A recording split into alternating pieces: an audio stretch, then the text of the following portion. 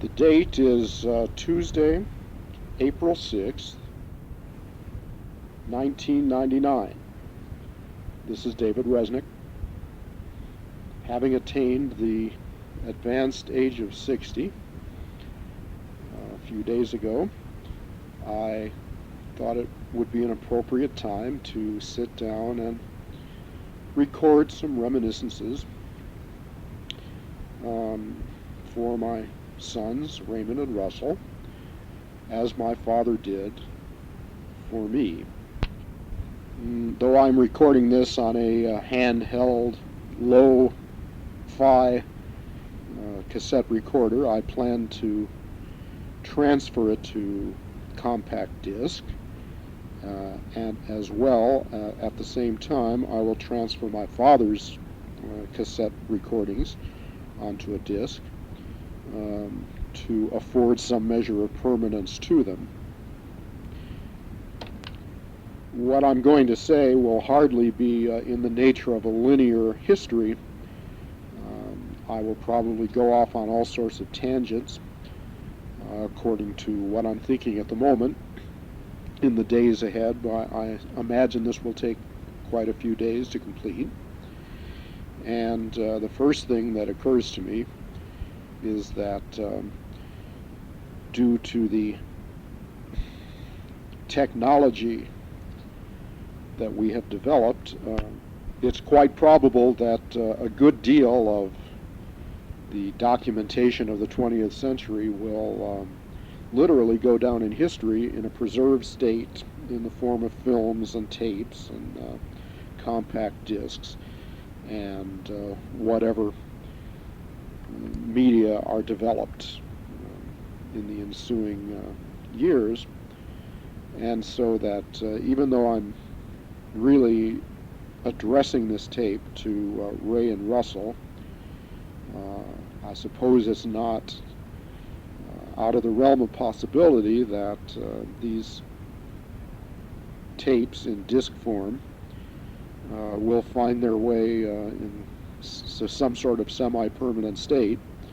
And so if I'm addressing my descendants in distant centuries, hello, hope everything's going okay for you.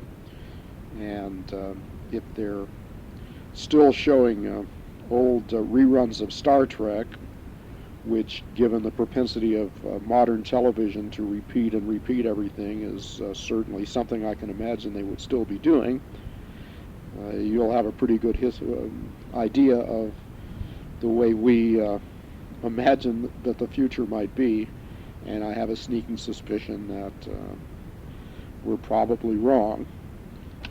So if I'm addressing my great-great-great-great-grandchildren,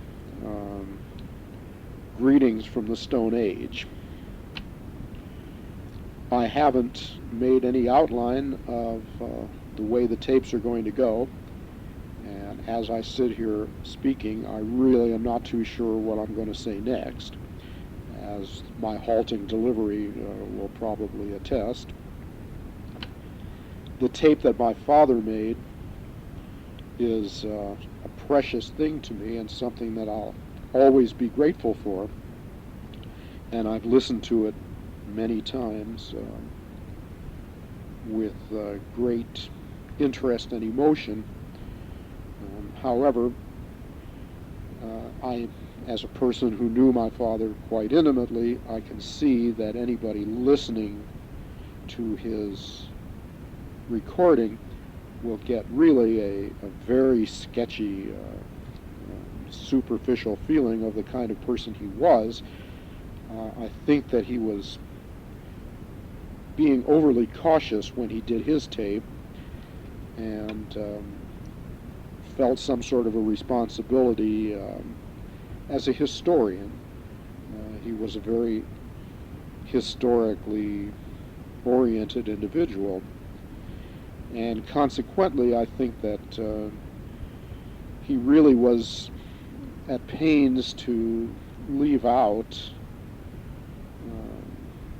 an emotional overlay of his tape, and consequently he really failed to address many of the things about his life and my life that I really would have appreciated having some insight into. As I say, it's a wonderful thing to have his tape, but knowing my reaction to the rather formal presentation that he made, it's my intention to be a little bit more forthcoming about the way that, not only the way I lived, but how I felt about things and what my opinions are, and possibly to cover some of the more personal aspects of my life to now that I would think might be of some interest to my children in later life. So insofar as I'm able to do it, I intend to let it all hang out, as they say, to the extent that I don't plan to say anything that would hurt anybody, but to really give you some sort of feeling about what sort of life I've led.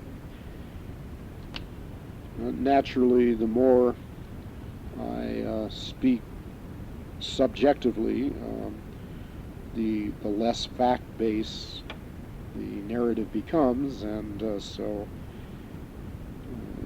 you're hearing it from my perspective. You need to take anything that I say with a grain of salt. Listening back to what I've done here so far, I do see an amazing similarity between the way I seem to be talking here and the way my father sounds on his tape. As far as the pausing is concerned, it's difficult. I can understand already why he possibly comes across as somewhat stilted, and notwithstanding my slow delivery and my possible monotone, listen to what I say. It's as heartfelt as I can make it. Well, let me start with the observation that it seems as if life in the 20th century, the way we live, has many aspects precluding a strong family bond and strong bonds between neighbors, people in the community. There is a sense of isolation, I think, that people in modern urban society feel, and to a great extent, I think this is true in many family relationships, more or less. In my particular case, my first admission to you is that I, throughout my life, for one reason or another, have been very detached, abnormally detached, I would have to say, from my immediate and extended family. As I say, there's many reasons for this, and some of them will probably be apparent as I describe my early childhood and my later life. And of the things that I regret in my life, one of the leading things is that I have not, for whatever reason, found myself able to keep in touch with the members of my family to any extent whatsoever. I'm really very detached from the whole family on both sides. This naturally was not always the case with us. In fact, as we'll hear, in my youth, I had a very strong connection to the people in my extended family. But it's true that as far as I can see, in many of the Reznicks, that tendency towards isolation is quite pronounced. And so I'm not apologizing for it. I really cannot start with much of an overview of our family's history. And for what there is of that, I refer you to my father's tape. My father was able to do, certainly compared to me, a considerable amount of genealogical research. And as I say, what there is on his tape. So I am not going to make any pronouncements about any of our family on either side before I came onto the scene, really. But I will start by giving you what recollections I have of my family as I first got to know them as a child. My paternal grandmother, I have no recollection of. I believe she died when I was a baby. Of my paternal grandfather, my father's father, I have only very sketchy reminiscence, as he died when I was not very old. But I do remember him. He lived in Los Angeles when I knew him, and he was living in the Beverly Fairfax neighborhood, which is an intensely Jewish neighborhood in Los Angeles, and I imagine always will be the home of the blessed Cantor's Delicatessen, blessed in my memory. And my grandfather lived right around the corner from Cantor's Delicatessen on Fairfax Boulevard. And the only time I ever saw him was on probably on Passover. I was brought to his little apartment where he lived alone several times for Passover Seder. I remember him only as a little elf-like man with a beard, and very short, very slight, and very old, of course. Possibly you can hear from my father's recollections what a prickly relationship they had, and what a difficult individual my grandfather probably was. But for me, I remember nothing but a twinkly old gentleman who had nothing but goodwill for me.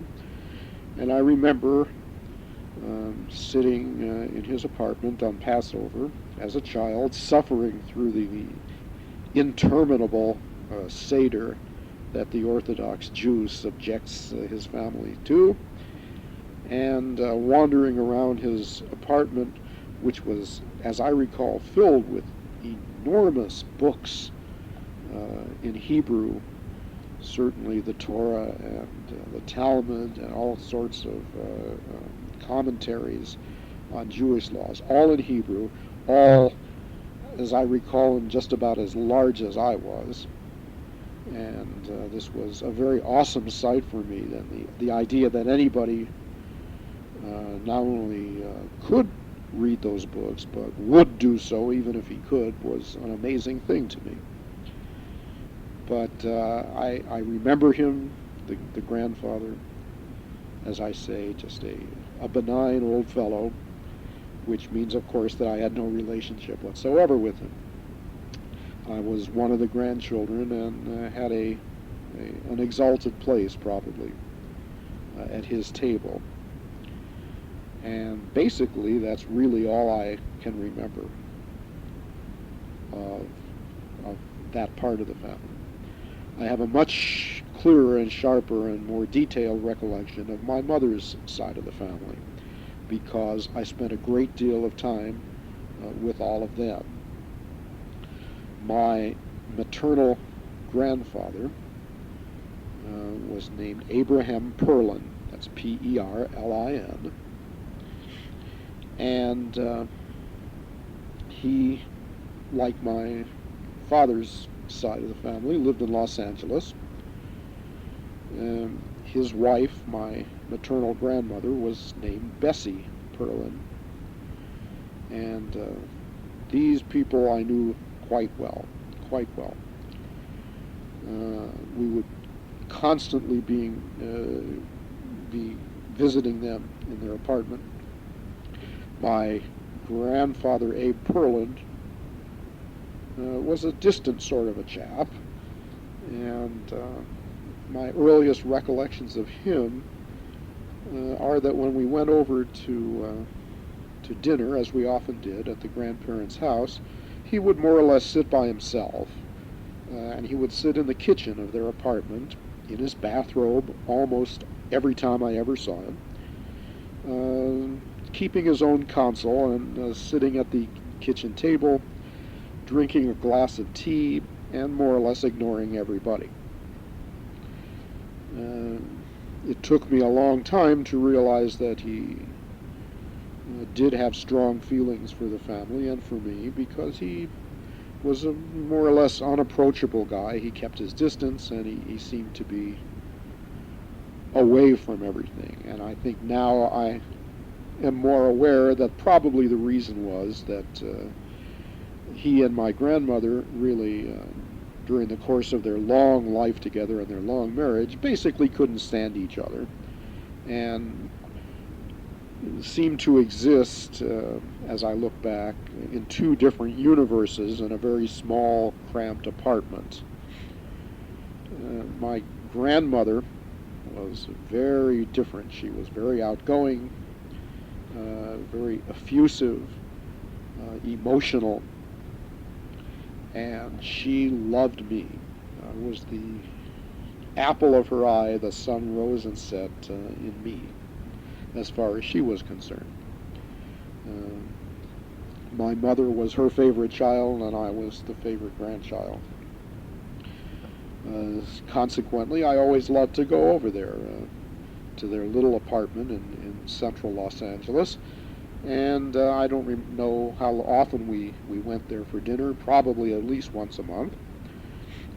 Had no sense of time, really, as a young child.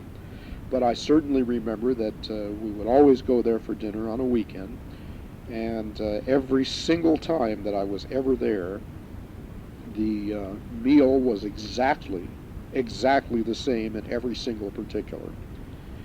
And it was, as far as I was concerned, nectar and ambrosia.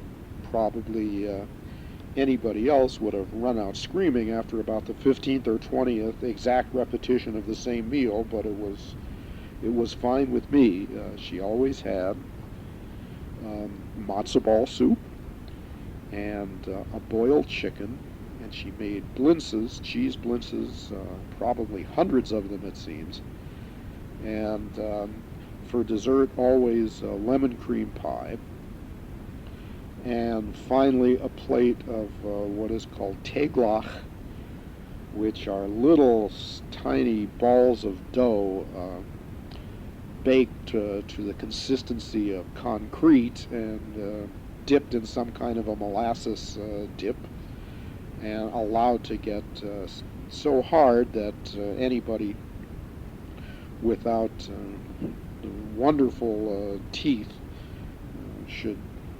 probably never even try to eat one. It made a bagel feel like a sponge cake when you tried to bite into it, but it was my favorite confection. So we would always have this dinner, and she would live up to every stereotype of a Jewish grandmother that you ever heard of, and practically force the food down my throat, and I was not allowed to leave the table until I could really hardly walk without moaning and groaning. And then I would stagger into the little living room, which was upholstered, the very thick carpet, very overstuffed old furniture, drapes, very heavy. Everything was very heavy and very dark. And on the mantelpiece, an old clock in a glass dome. I don't know what you call them, but three small balls hung underneath the face of the clock, and they would turn back and forth, back and forth. One of my earliest memories.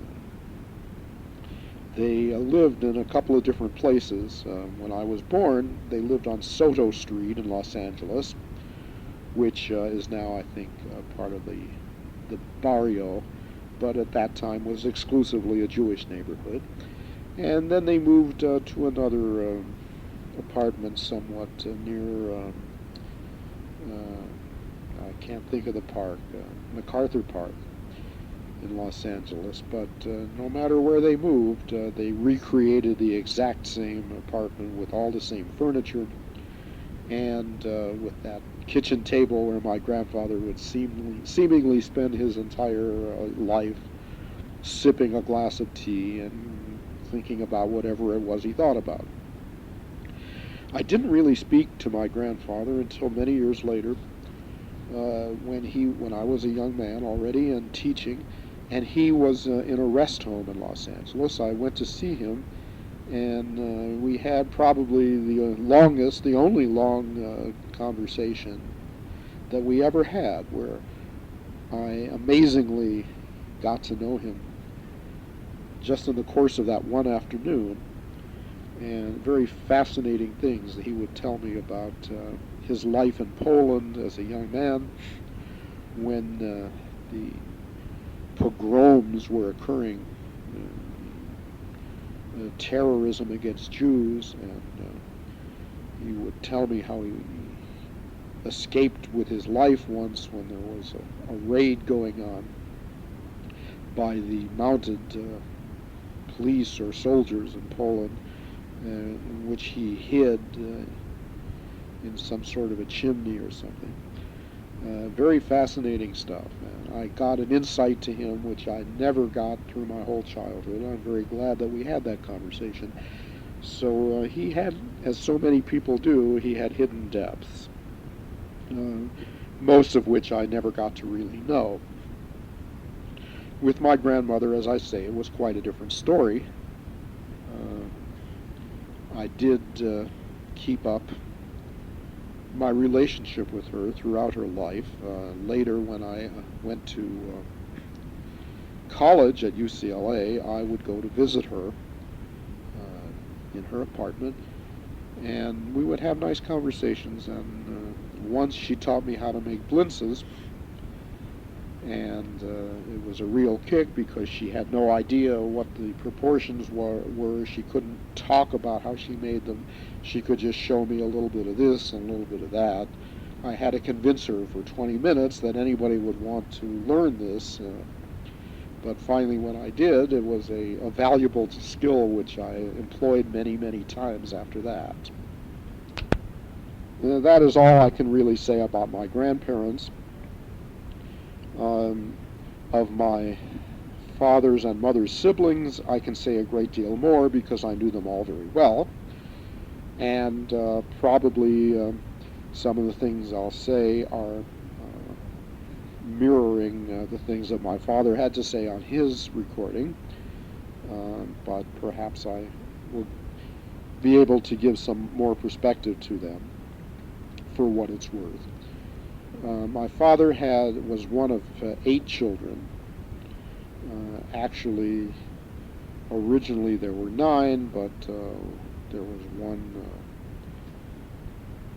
one girl who died, and as a child, and so I knew the 7 siblings of my father. The oldest was named Julius. And Julius was the one I knew least of all. He was a crazy guy. He was an extremely eccentric individual and very, very colorful, although I didn't know him that well. My earliest recollection of him was when I was a very small boy. I was in a room somewhere with him, and he started apparently pulling nickels out of my ears, doing a pretty rudimentary magic trick, I imagine, but I thought he was some kind of a sorcerer, and I practically died with delight. especially because he allowed me to keep the nickels. Julius was, I guess, a financier and an entrepreneur, and he was in oil. And when I knew him, he was at the end of his life, and he was basically broke. But I did understand that he had made and lost several very large fortunes speculating in the oil market or whatever. When I knew him, he was more or less being supported by his siblings, and I know that my father would occasionally send him a check. And as I say, he didn't have a family. He was alone. He lived in an apartment in Los Angeles. We visited him occasionally, and there was a very strange relationship between him and all the other siblings. He was sort of alone by himself, didn't know him very well. My Aunt Lillian, my father's oldest sister, her name was Lillian Reznick Ott, O-T-T. She lived in Los Angeles, and I knew her fairly well. She was, as so many of the people in our family seem to be, intensely intelligent, very intense, very concentrated, and she was a journalist. And for many years, she wrote poetry, and she had a couple of volumes of poetry published. And she wrote a column for a newspaper called the California Jewish Voice, which was a big Los Angeles paper, and was a great source of pride to me, and probably to her as well, where she would comment on news of the day from the Jewish perspective. And my Aunt Lillian was very, very sweet to me, and very open, and loved me a great deal, but she was apparently almost impossible to take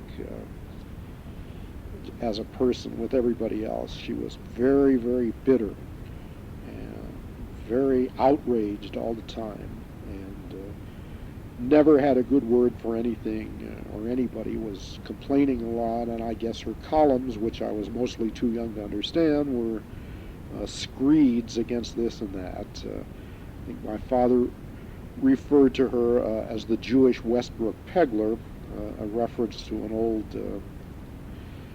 right-wing newspaper columnist who was known for his hate-filled commentary.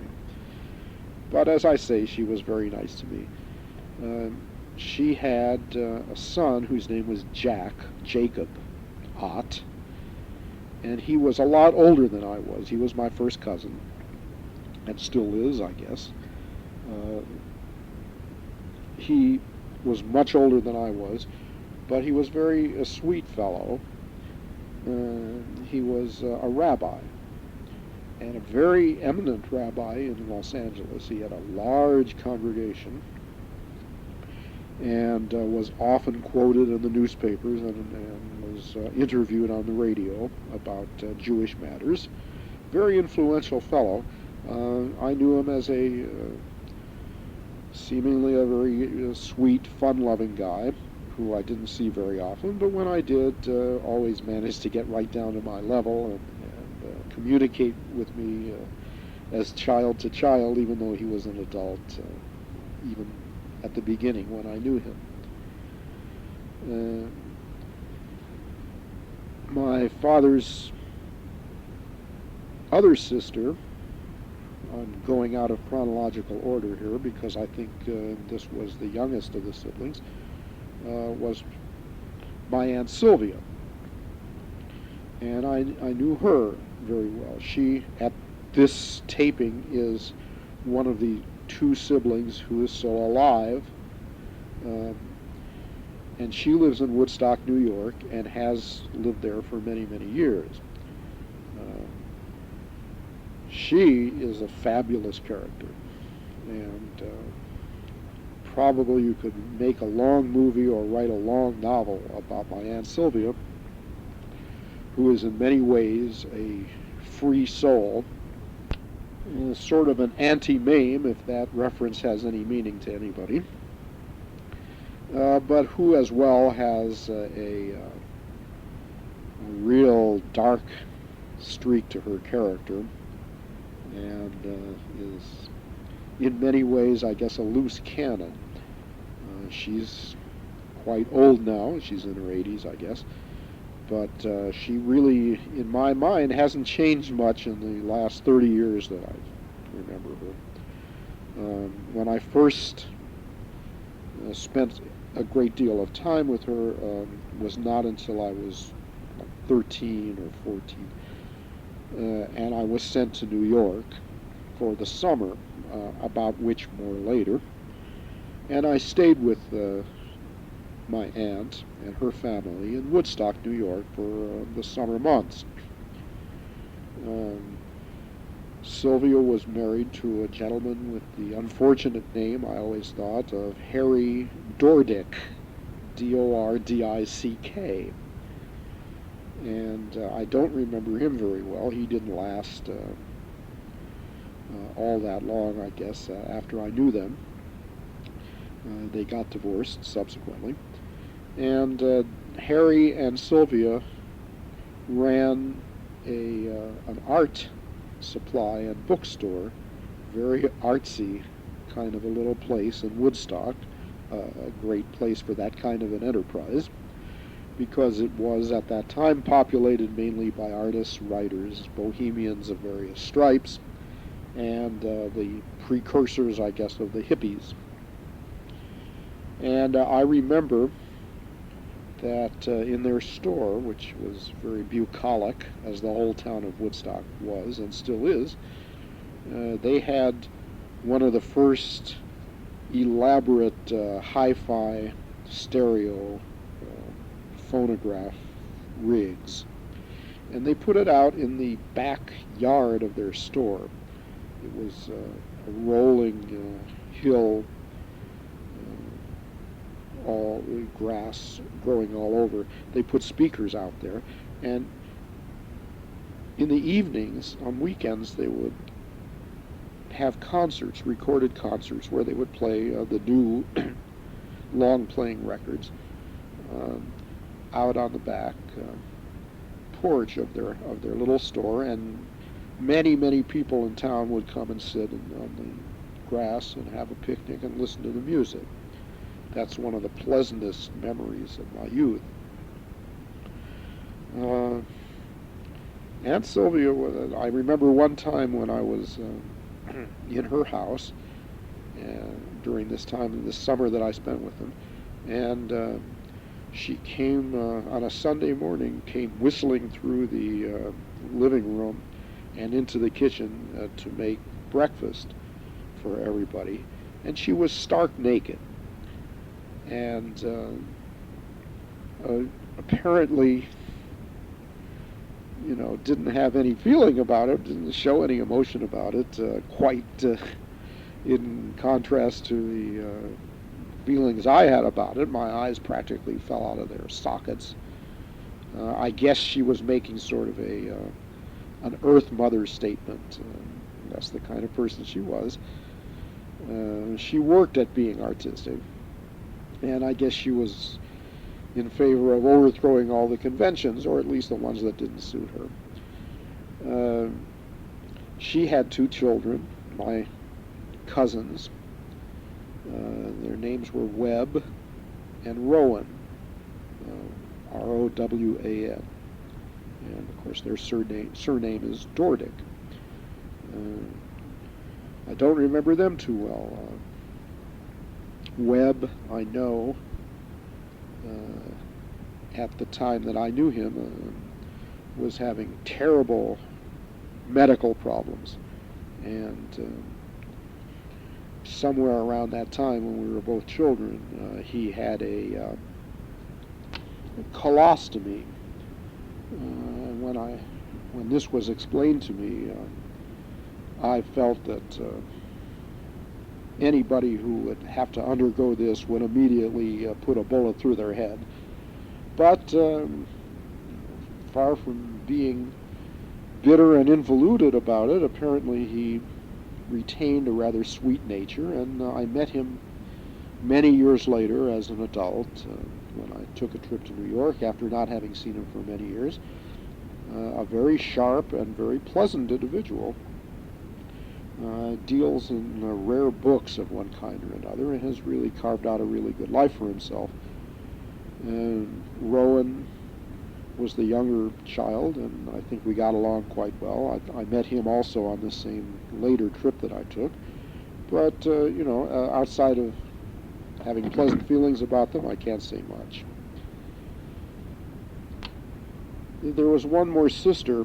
Her name was Mary, and she also lived in Los Angeles. And she was a pathetic individual. She was completely dominated by my Aunt Lillian, who mercilessly browbeat her.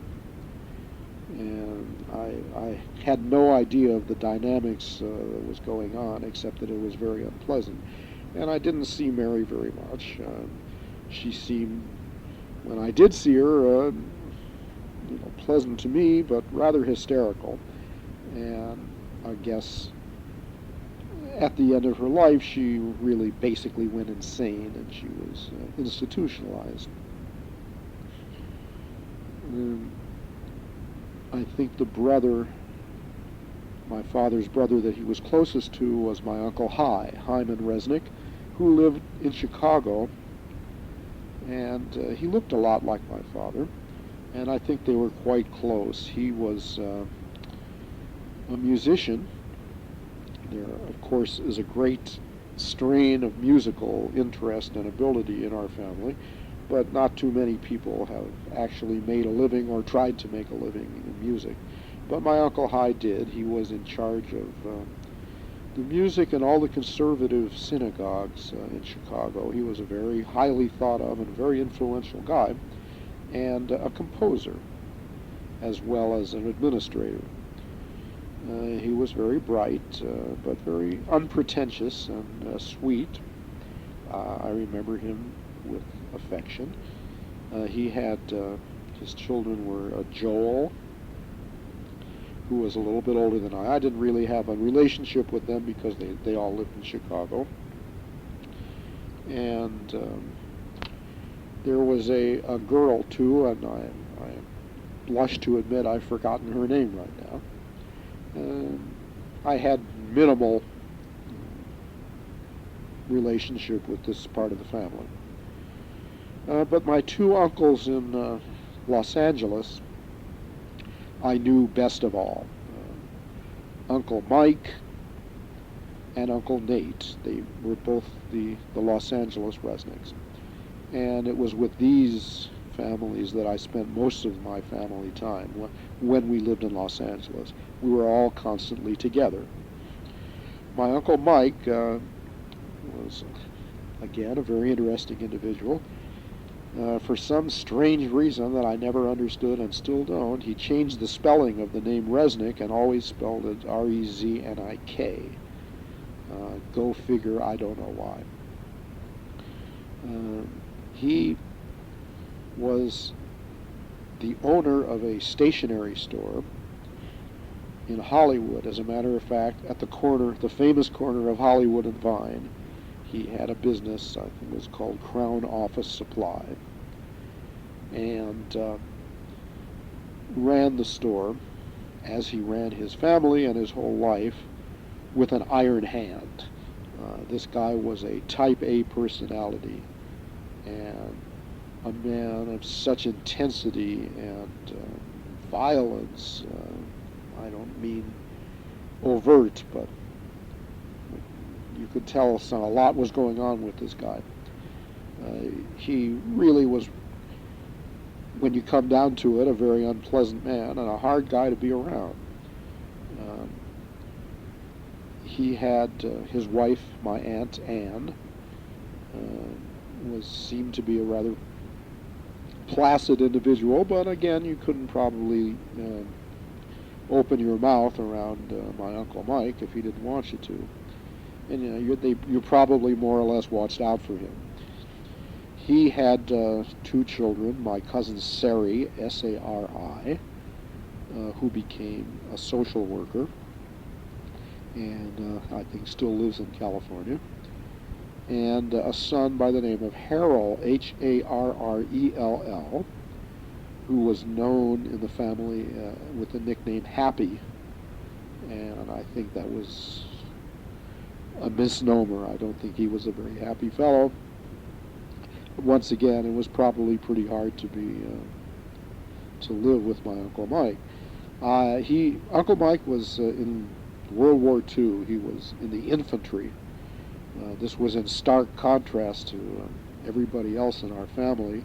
He was a physical kind of a guy, and the kind who would make a great success in the infantry, and I believe he did. I think he was an officer, and was at Normandy, as a matter of fact, and had some trophies that he brought back.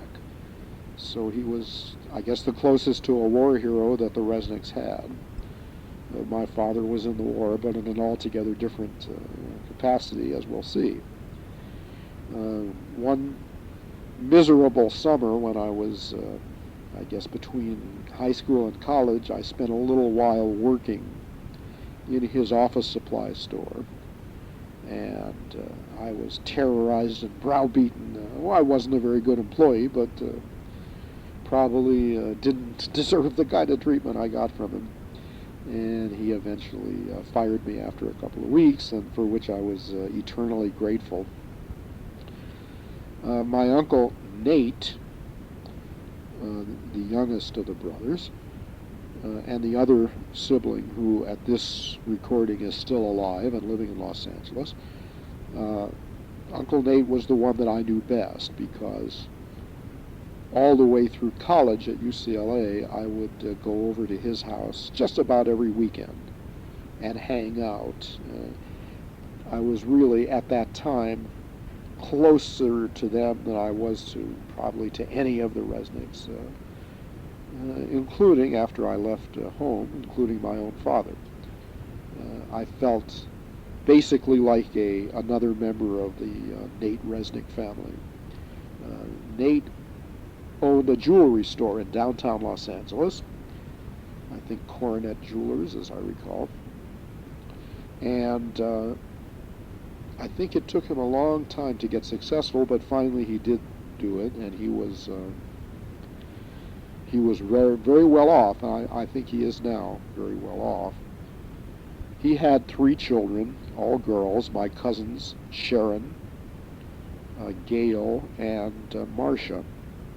My cousin Sharon, one of the sweetest people, somebody I really now, when I meet her, have a very warm feeling for. I was a little bit afraid of her when I was a kid.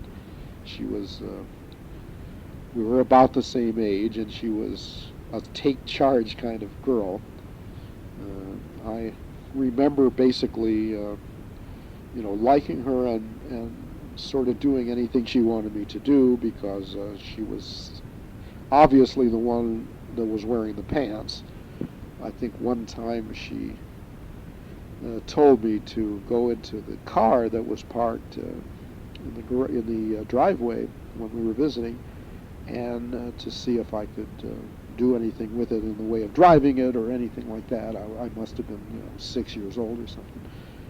And it seemed like a reasonable proposition to me, so I got into the driver's seat on her importuning, and took off the emergency brake, and had a good time feeling the car slowly rolling down the driveway into the street. I don't remember how I was saved, but it must have been. The middle cousin was named Gail, and Gail is the only one of these cousins, Ray, that you know. And you know her because she lives in Denver, and you met her. And she still lives in Denver, and we occasionally see each other. And then the youngest was Marcia, who was, must have been 9 or 10 when I was going there in college. And I've really felt like she was sort of a younger sister, and I would experiment on her as far as music lessons and piano lessons as a fledgling music teacher. But she didn't have any real interest in it. But it didn't stop me from pontificating and honing my new teaching abilities, if any. And I felt very close to them. My aunt Anne, her name was Anne, just like Mike's wife was Anne. Again, I had sort of a feeling that she was a second mother to me, and had very, very warm feelings about her. Later, when I got married, and my Uncle Nate, I guess, didn't like my wife, and we had some problems. He was a very touchy individual. He was very easygoing when I knew him as a college student, but later I saw he was very touchy, and for some reason, or reasons, we became estranged, and I never knew exactly why, but it's lasted, and I'm basically out of touch with him. He's an old man, but he is living in Los Angeles, and I guess I'd like to talk to him again, but the moment has passed. I spent many, many hours and many days in the company of my parents, my Uncle Mike and Uncle Nate and their families, and I was very close with all the cousins, and now I regret to say that except for Gail, I never see them, and haven't heard from them for many, many years. They haven't heard from me, but of course they haven't tried to get in touch with me either. Who knows why these things happen, but I do remember them all with great affection. End of side one. Now, my mother had two brothers, my Uncle Maury and my Uncle Bernie. My Uncle Maury, Maurice Perlin, has spent his whole life in Chicago, where he rose to some great prominence. He was an attorney and a politician, and he toiled in the vineyards of Chicago Democratic politics as an ally of Mayor Daley, the well-known political boss who became so famous or so notorious in the 1968 Democratic Convention. He ran the city of Chicago just about single-handed for many, many years. My uncle was a labor lawyer, and was in fact the lawyer for the Chicago local of the International Brotherhood of Electrical Workers. He pursued a career, as I said, in politics, and he enjoys the distinction of possibly being the only daily political operative who ran for alderman of Chicago and lost.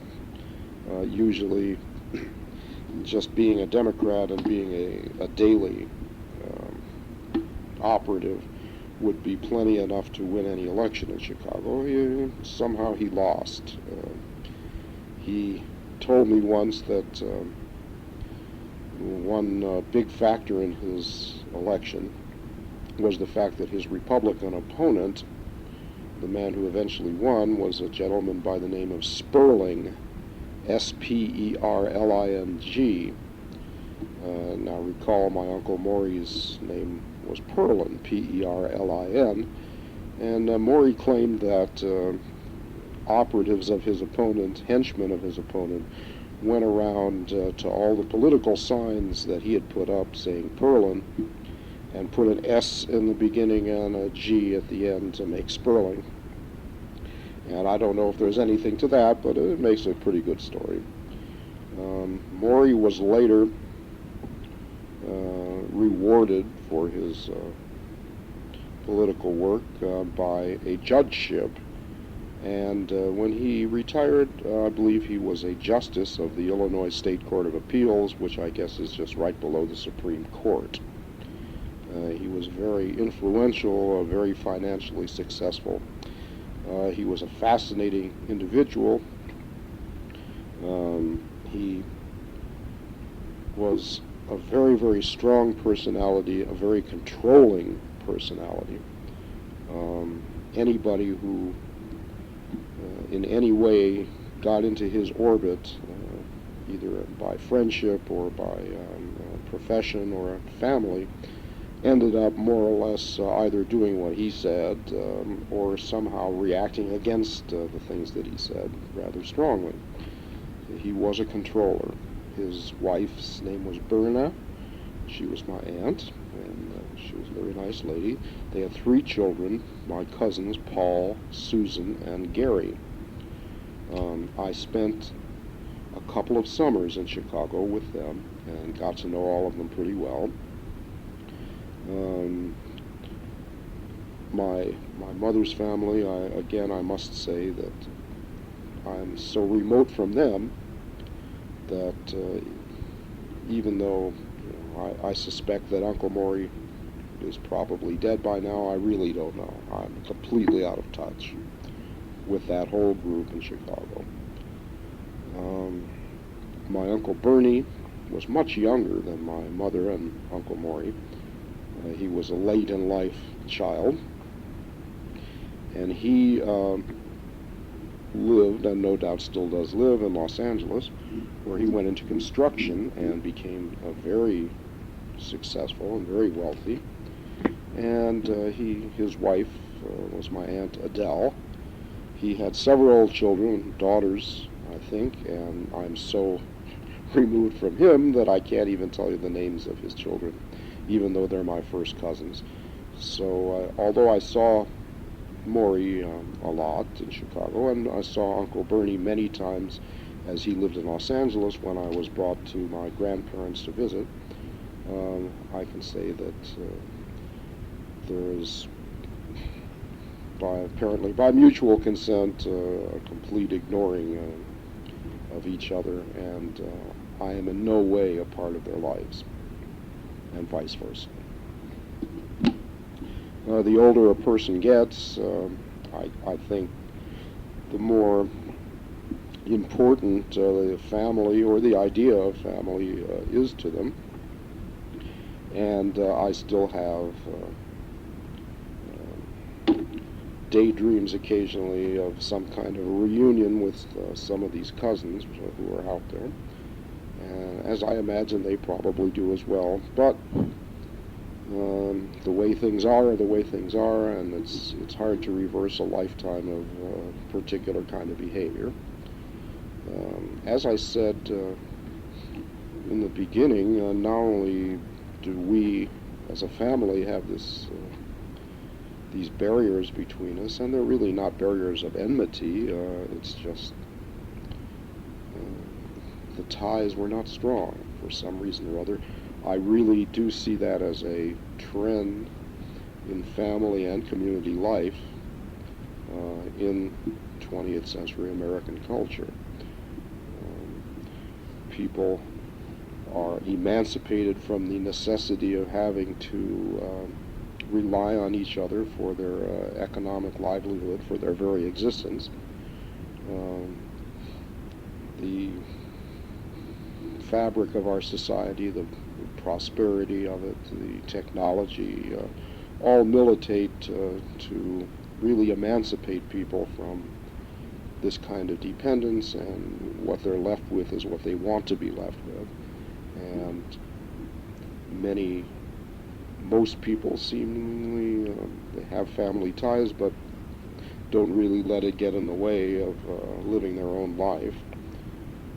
I've often been struck, having been an apartment dweller for most of my life, with the fact that time after time, in any apartment that I've lived in, I've known virtually no one in the whole apartment complex, including my next-door neighbors. That happens to be the case right today as I sit here. There's hundreds and hundreds of people in this apartment complex here in Denver.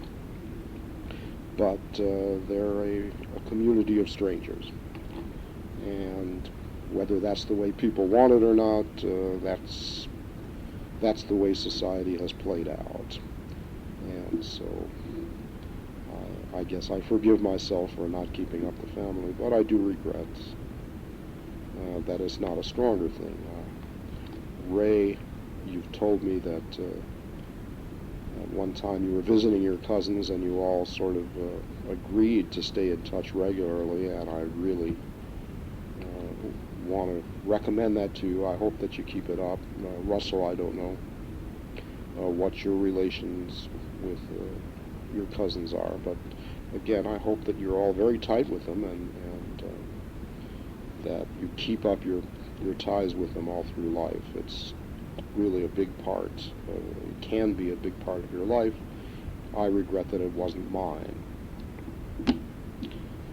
Well, on to the subject of my parents.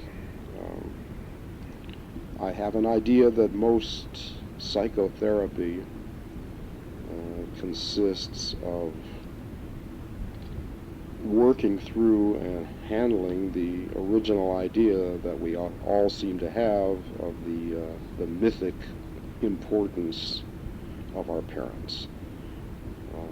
If there's any universal constant in emotional illness and emotional disturbance, I think it's probably that. And I must say that in my case, this was particularly potent force for me.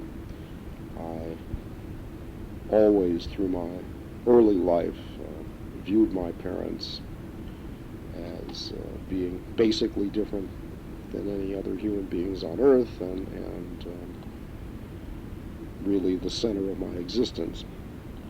And in so doing, I had formed many misconceptions about them and me and our relationship, which it took me a good long time to work through.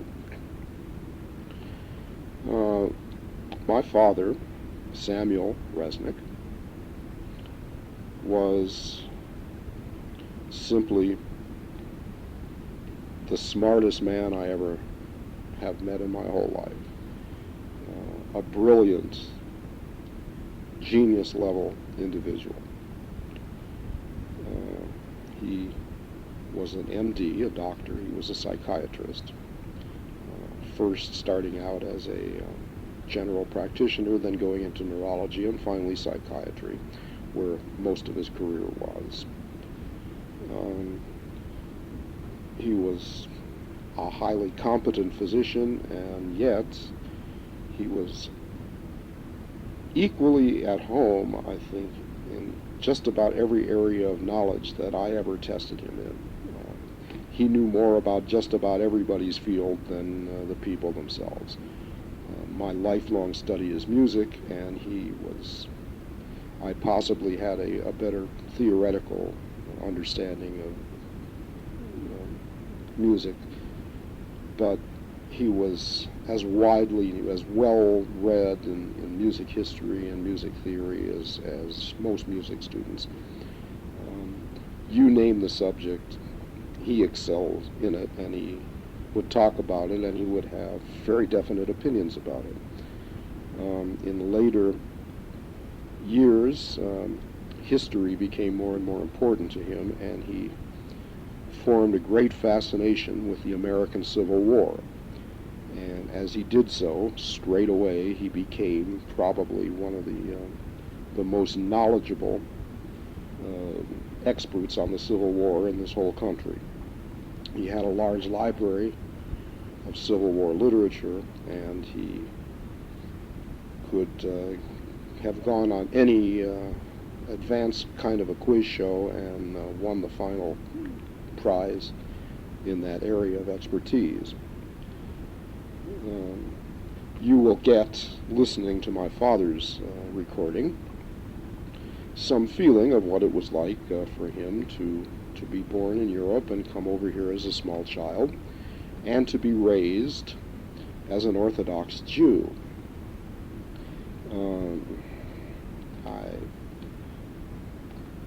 he has told me that until he was high school age, he was unable to pass the window of a non-kosher butcher shop without getting sick. He was definitely a product of old world Judaism.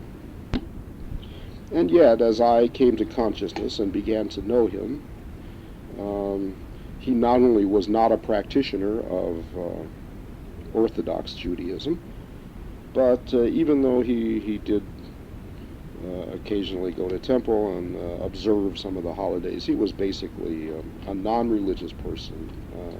I would certainly have to describe him as an atheist.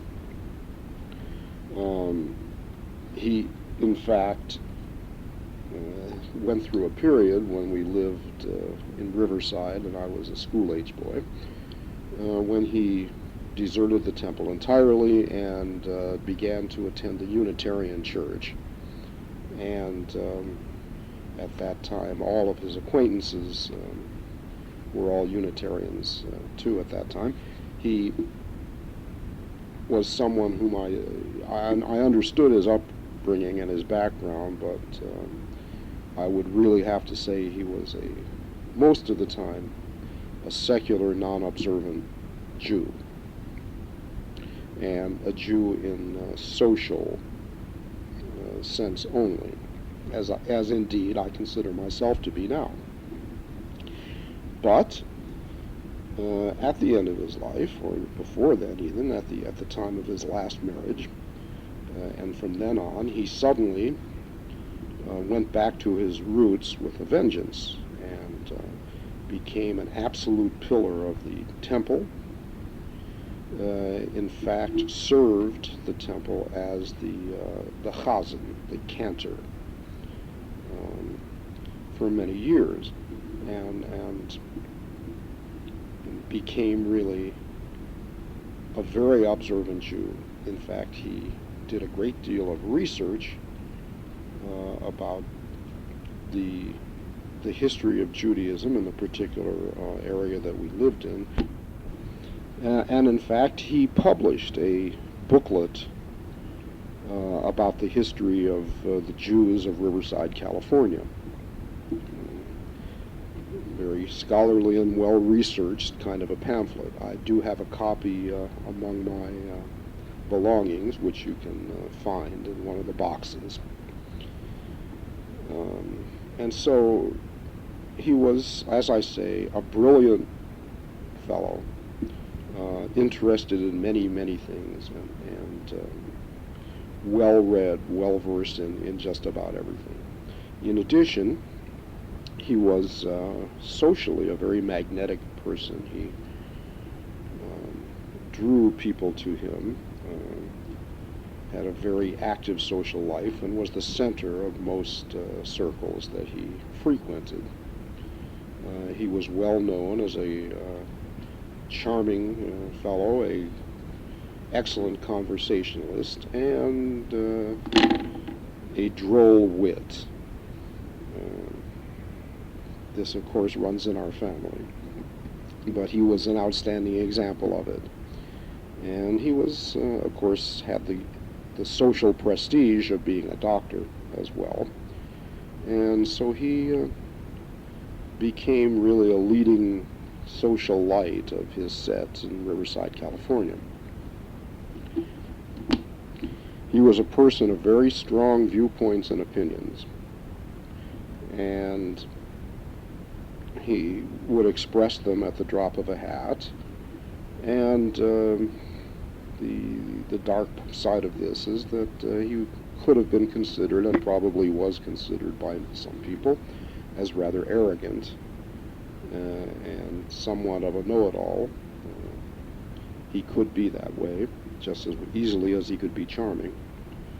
He certainly imposed his belief system on me. I'm not saying that he set out to do that, but that was the net result. And in fact, even all these years later, many years after his death, and many, many, many years since he and I lived together in any proximity, I still find myself, on occasion, um, thinking thoughts, having opinions that were my father's opinions. I suddenly find myself talking like my father. It doesn't happen very often anymore. It used to happen all the time. And I had a great conflict sometimes because I seemed to be thinking and believing certain things, and yet these were not my opinions and beliefs, and I got all messed up sometimes, trying to sort out what I was really believing and thinking and what were his beliefs and thoughts. He was a formidable man, really a very, very strong personality. My mother, Sarah Perlin, was another very extraordinary person, it seemed to me, and it seemed to just about everybody who knew her as well. In a completely different way, she was highly magnetic personality, very intelligent as well. Not like my father, though. My mother was a very, very sweet woman, a kind person, a progressive person, a bleeding heart, liberal who cried for everyone and wanted to make everything better for everybody. And consequently, she was greatly loved by just about everybody who ever met her. People always remembered her. In a large room, she would end up being the person who was surrounded by people. She had an artistic streak, or now I guess you would say she was an artistic wannabe. She had a great need to express herself artistically, and she tried in different ways. She painted, and I think you'll find in my possession is a couple of her paintings. And she wrote fiction, worked on a novel at one time. But in all of these artistic pursuits, and of course she loved music, adored it, in all of these pursuits she was really a dilettante, and she had insufficient talent in the arts to express herself the way that she longed to do. This, as we will see, had later repercussions in my life as well. She was, like my father, intensely intelligent and very emotional. And my father was very emotional, but he kept it in. I knew when he had strong feelings and emotions, but he prized his dignity and more or less kept it in. My mother was a very open, highly emotional person. As I say, she was a bleeding heart liberal and wanted to save the world, wanted to be and was very kind to people. She was a social worker and worked when I was a small child in the organization known as Travelers Aid, the group that has chapters in all the major airports now and in the train and bus stations, probably now and certainly then, where she would help stranded travelers and things of this sort. At the time, really the way for people who felt as she did politically and had these liberal feelings, in the 30s, the 1930s, the most committed people ended up in extreme left-wing activities, and certainly in the 30s, in the Communist Party. From the 50s on, communism was, to say somebody was a communist was equal to saying that someone was the boogeyman. And that's exactly the way it was for many years, even today, after the collapse of the Soviet Union, after communism has really basically ceased to be a world power, there's is still an onus to call somebody a communist is a pretty negative thing to call anybody. But in the 30s, of course, before World War II, it was the communists who, and the American communists in particular, who were really behind the social ideas that ended up as codified in Roosevelt's New Deal and in subsequent democratic policies. In other words, the things that now we take for granted as being our birthright, such things as Social Security and Medicare and things of that sort.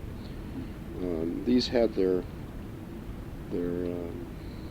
beginning impetus in the left-wing movements in this country, and it was during the early 30s not a stigma attached to being a communist, and at that time that's what my mother was. She was a committed liberal, a committed radical, although it never got interfered with her desire to be a housewife and a mother, which these were things that she performed quite well.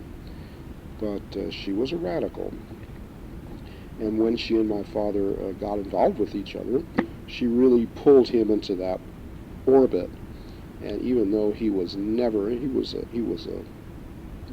most of his life a liberal Democrat, but he was never a political type of fellow. This was not his thing. He would never have gone into any kind of political activism, but my mother sort of sucked him into it. And so there was a time, like so many left-wing Jewish intellectuals, when they were both members of the Communist Party. This honeymoon with the radical left in this country lasted until World War II, when, to the profound shock and despair of the radical left, Hitler and Stalin signed a non-aggression pact.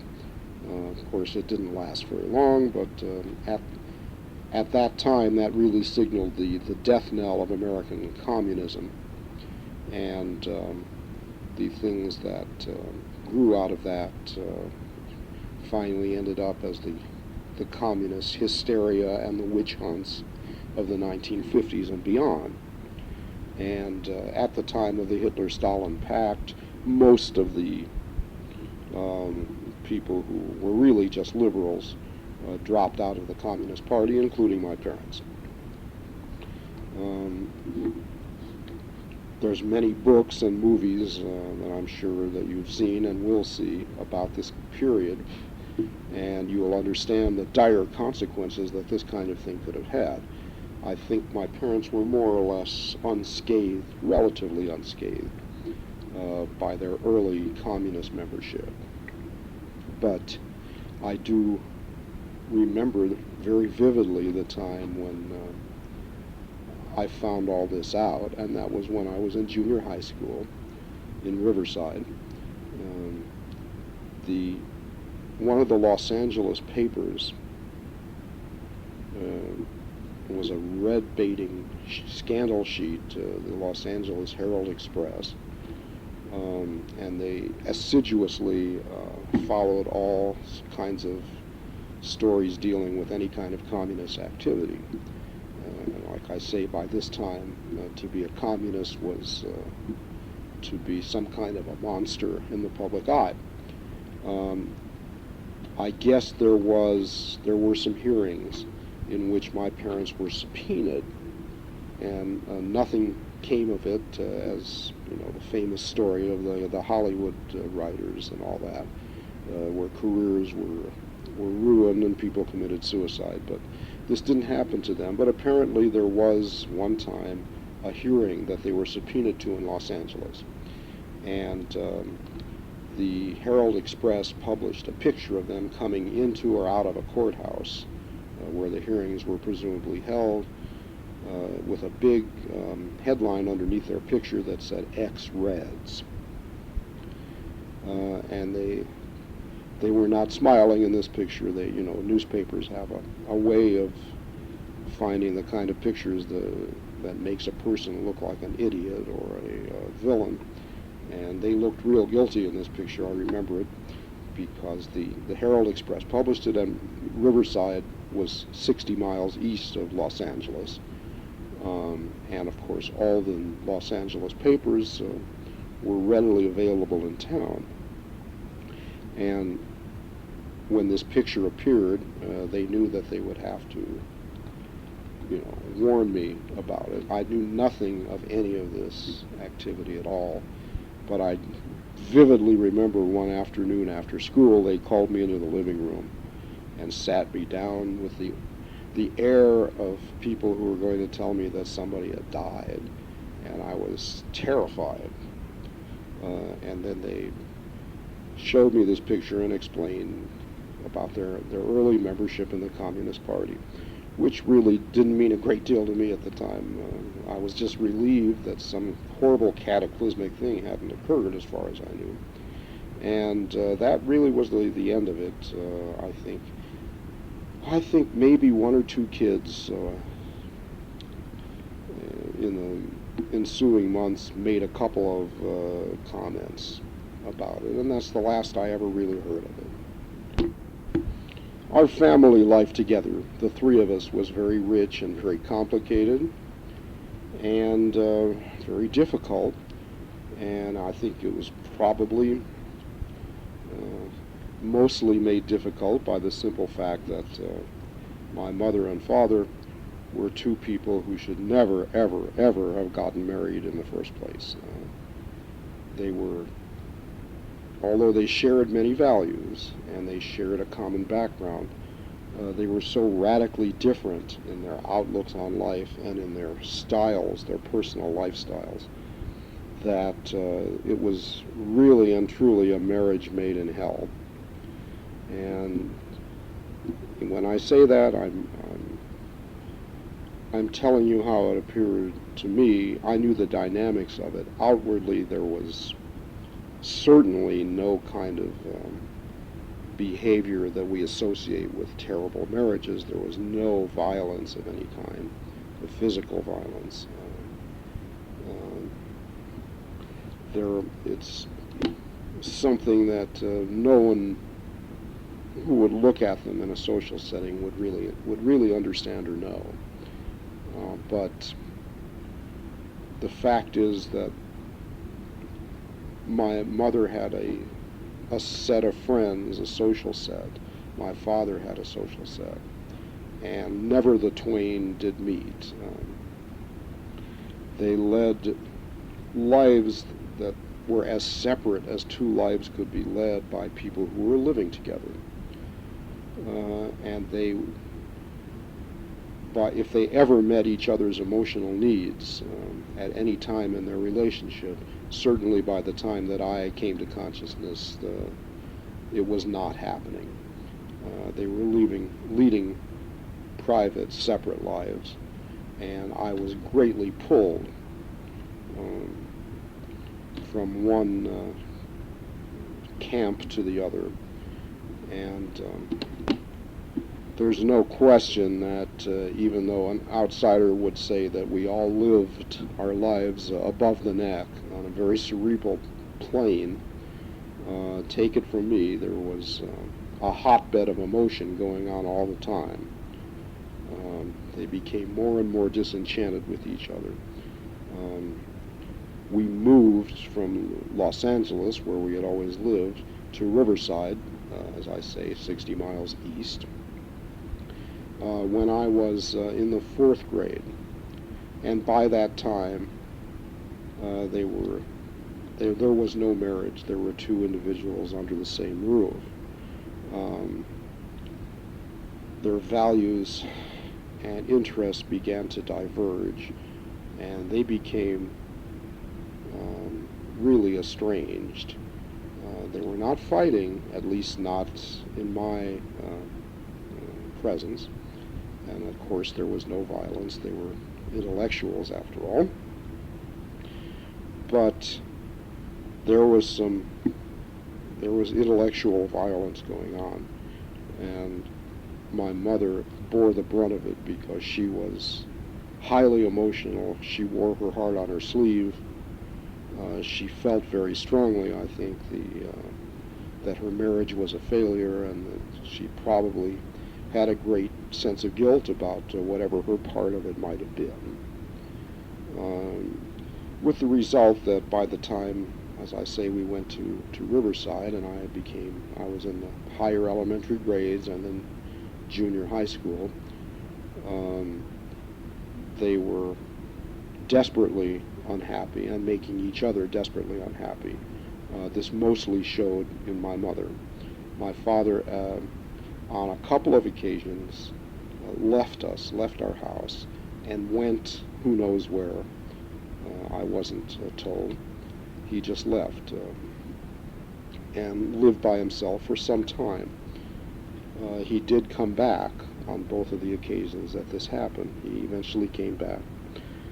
During this time also, my mother suffered a nervous breakdown and was committed to some sort of an institution for a while, and again, I was completely in the dark. She, again, was released eventually, came back. We once again were all three in the same house, but my mother was really off the deep end. There was a day when I came home from school. I guess I was in the 6th or 7th grade, and found my mother in a back bedroom. She had taken sleeping pills and was lying on the couch with the pill bottle on the floor, and I was unable to rouse her. I called my father, who was in his office with clients, patients, and he came back to the house and put me in my room, closed the door, and then set about, I guess, reviving her, feeding her coffee and walking her around the building until she came out of it. So she was, as I say, desperately unhappy. You can understand the effect that this sort of thing would have on a kid my age, and yet I hasten to add that both of them, I was not being used as a football between them. Both of them loved me very much, each in their own way, and did their best, I think, to shield me from any kind of negative repercussions, although naturally there's no way that a family in that state of disrepair can really do that. As I say, they both loved me very intensely, and each in their own individual way, and that fact itself created many problems for me. My father loved me and was very, very proud of me. He valued intelligence and learning above everything else, as so many middle-class liberal Jews did and still do. Education and knowledge is really what's important. And of course I exhibited considerable intelligence at a young age, and he was very, very proud of that. But the thing was, his pride took the form of expecting a great deal from me in the way of achievement and accomplishment. And not only that, he had very strong ideas of the correct way that somebody should excel, and the fields that are worth excelling in and not worth excelling in. And he really had expectations of me which not only could I never possibly have lived up to, but in fact I never really wanted to, because from a very young age I had my own ideas about the kind of things that I wanted to do, the things that made me happy. My father wanted me to be an achiever in everything. He wanted me to go into the law. I never showed any aptitude for medicine, But of course, I never showed any for the law either. It was completely foreign to me, and I wouldn't have done it in a million years. But he thought that would be a good place for me to be, and I always felt that he had this feeling very strongly that I should be a lawyer. And he brought it up many times. When it became clear that music was the direction I was heading in, I really think he was very disappointed. He saw that as an excellent hobby, an avocation, once you've gotten your real career settled, and once you're a financial success and a big influence in whatever field you're in, then you could go have fun with music. But the idea that I would ever be a professional in any branch of music, much less a public school teacher, was something that continually, I think, made him feel melancholy. Now, he did not press me, and he did let me lead my life, but there was no question about the way his sympathies lay. And this was extremely intimidating because he had all the tools to intimidate somebody and show his disappointment in somebody, even though this was not his goal. He couldn't help it. This is the way he was, and that's how I felt with him. On the other hand, my mother lived her life in my shadow. I was the greatest thing, apparently, that had ever happened to her. Her life was my life. My time was her time. She was artistically very interested in, although not talented, as I said. And when I showed early talent in music, she was ecstatic. And she treated me as if I were Jesus Christ and Beethoven wrapped into one. And this is the attitude that she had all the way through until her death.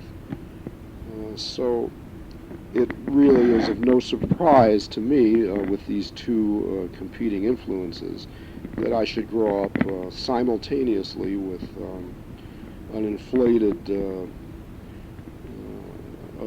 opinion of my own value and a massive inferiority complex at the same time. If you think these are two mutually exclusive things, try doing it the way I did. And it's looking back on it, it took me an awful long time to work through it, and I think it hasn't been a long time since I finally got to the bottom of it and understood the dynamics of it. But it sure made an emotional roller coaster out of my early and later childhood.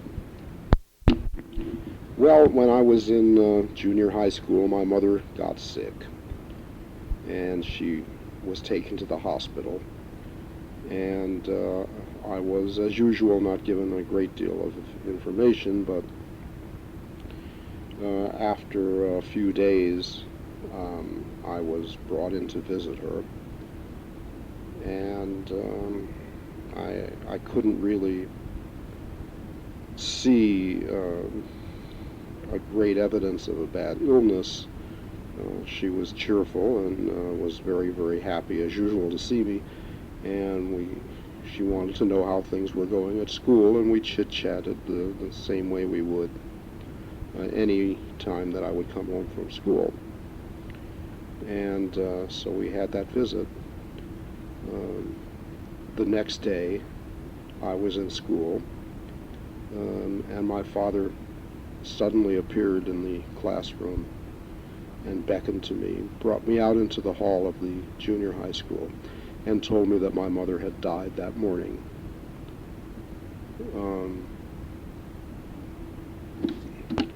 It was probably the complete lack of preparedness I had for anything like this to happen that made the most profound impact on me, even more than the actual loss.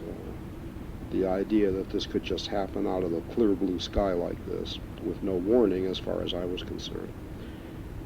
is probably the event that set me back the most in life, and something which I have worked for many years to try and understand and come to terms with. But it was certainly, when I look back on it, part and parcel of our whole family life. I really now could not conceive of any more benign way that particular family unit could come to an end. Well, after that, despite the state of the marriage, of their relationship, I think my father was seized by a very profound and long-lasting grief, which I'm pretty sure was interspersed with a great deal of guilt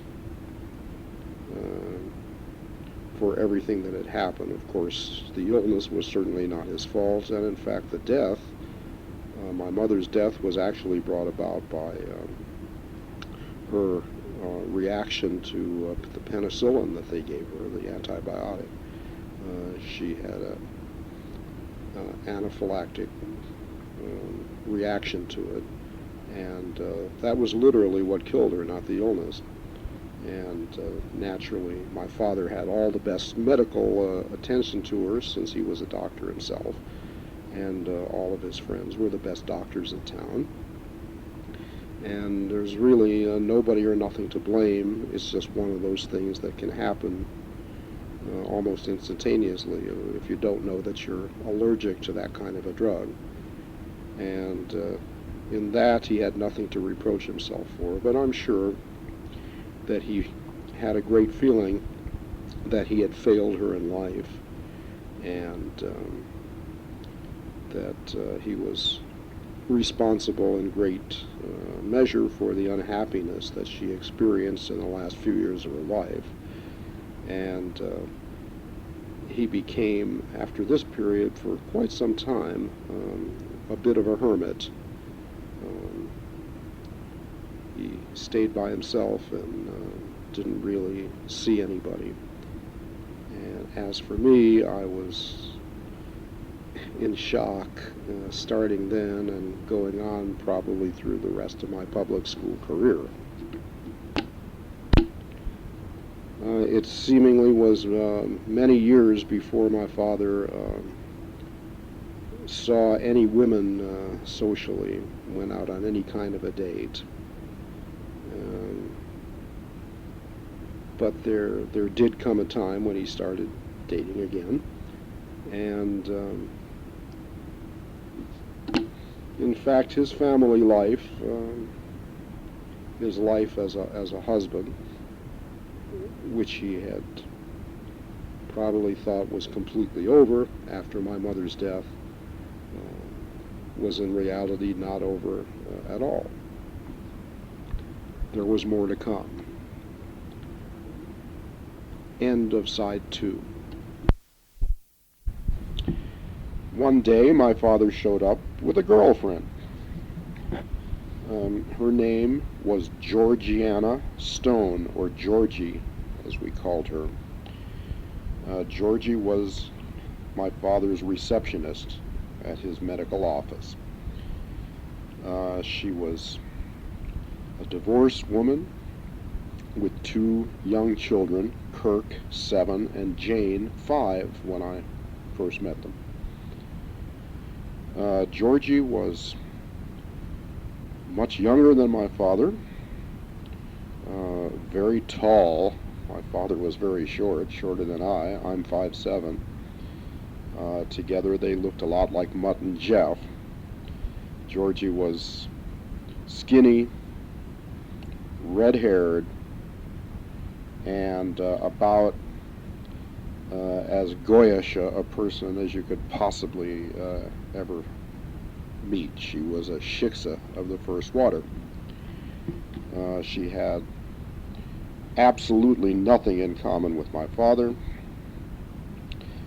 Culturally, as far as her enthusiasms and hobbies were concerned, her lifestyle. Um, there couldn't have been two people uh, as unsuited to each other as my father and Georgie. But there was a romance going, and it was pretty hot. My father ran his office. He was the only person there besides her.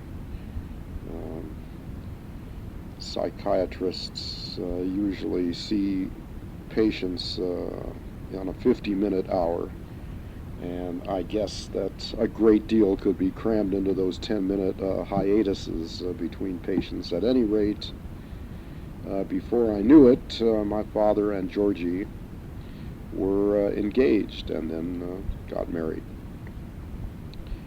And when I was a junior in high school when she moved in with us and the two young children, Kirk and Jane. And it was something different. The children were the first young children I had lived with. Of course, being an only child, I never really thought about brothers and sisters. Didn't miss them because I never had them. But I found that I greatly enjoyed having these two young kids in the house with us. And as I was pretty introverted at that time, and really wasn't all that outgoing, I did have very warm feeling for these kids, and I think in time they did for me as well. Georgie, however, was really an amazingly unpleasant woman. She was attractive, I guess, in a cheap sort of way, but and she was probably pretty good in the sack. There was evidence of this from my observations. I'm talking about between the two of them, but she was really a bitch on wheels. Very unpleasant, very demanding, very selfish kind of a woman, very cold emotionally to me. Of course, she wasn't marrying me, she was marrying my father, but she was not very pleasant to be around. And it didn't take long before they started fighting, my father and Georgie, more and more out in the open, actually. Georgie, to exacerbate things, had an ex-husband by the name of Don, who was apparently involved in a bitter custody dispute. Of course, she had the children. This is almost universally the case at the time I'm talking about. This was in the 60s, or the 50s, I mean. The woman always got custody of the kids. And this man, Don, really apparently was getting screwed as far as his visitation rights were concerned. He seemed to be a decent guy, but he would try over and over to see these kids, and she wasn't about to let him. I didn't know any of the story, but I did see that on occasion Don would come over on a weekend morning and basically lean on the doorbell for a while, and then when we ignored him, would just sit down on the porch and wait for several hours to try and see his kids, and we'd keep them in, and he'd be sitting there. It was a very weird kind of an experience. At any rate, this marriage followed a predictably rocky and short course, and in a couple of years, Georgie and my father were separated, and she left for parts unknown. I never heard from her or about her again, nor, unfortunately, did I hear about the two kids, to whom by that time I had formed pretty much of an attachment. At that, my father, I guess, sold our house. By the time this marriage came to an end, I was ready to leave home, and I graduated from high school. I moved to Los Angeles to attend UCLA, and that's when my father sold the house and moved into a small apartment where he declared that he was through with women and he'd be a hermit for the rest of his life. He had many friends, first in the Unitarian Church, and then later when he went back to his roots, many friends in the Jewish community. One of his friends, and I think an attorney, his attorney possibly, I wasn't sure of that, was a man named Paul Brisket. And he was a family friend, as was his wife, Sarah, also known as Chick, and their son Boyd. And I knew them very superficially. When I was in school, in college, Paul Briskin, the attorney, passed away. And when I came back one summer, lo and behold, my father and his widow, Paul Briskin's widow, Chick, were an item. And subsequently, my father and Chick got married. And their marriage lasted a long time and was for them a very happy marriage. The happy marriage that had eluded my father in 2 tries. He finally got on try number 3. Now, I love my father a lot, and I was, even then, and certainly now, I can say that Chick was a woman who made my father happy. And for that, I, in a way, will always be grateful to her. This ushered in an era of good feeling with my father that I'd never seen him so content, so ensconced in domestic bliss and happiness. I could see that immediately, and this was the case basically all the way through their marriage. And yet for me, it was not a happy time, because much as I disliked Georgie, the second wife, I must say that of all the people I've met in my life, very few people I found as miserable a person as Chick Briskin Reznick was. This woman, to me, was intolerable.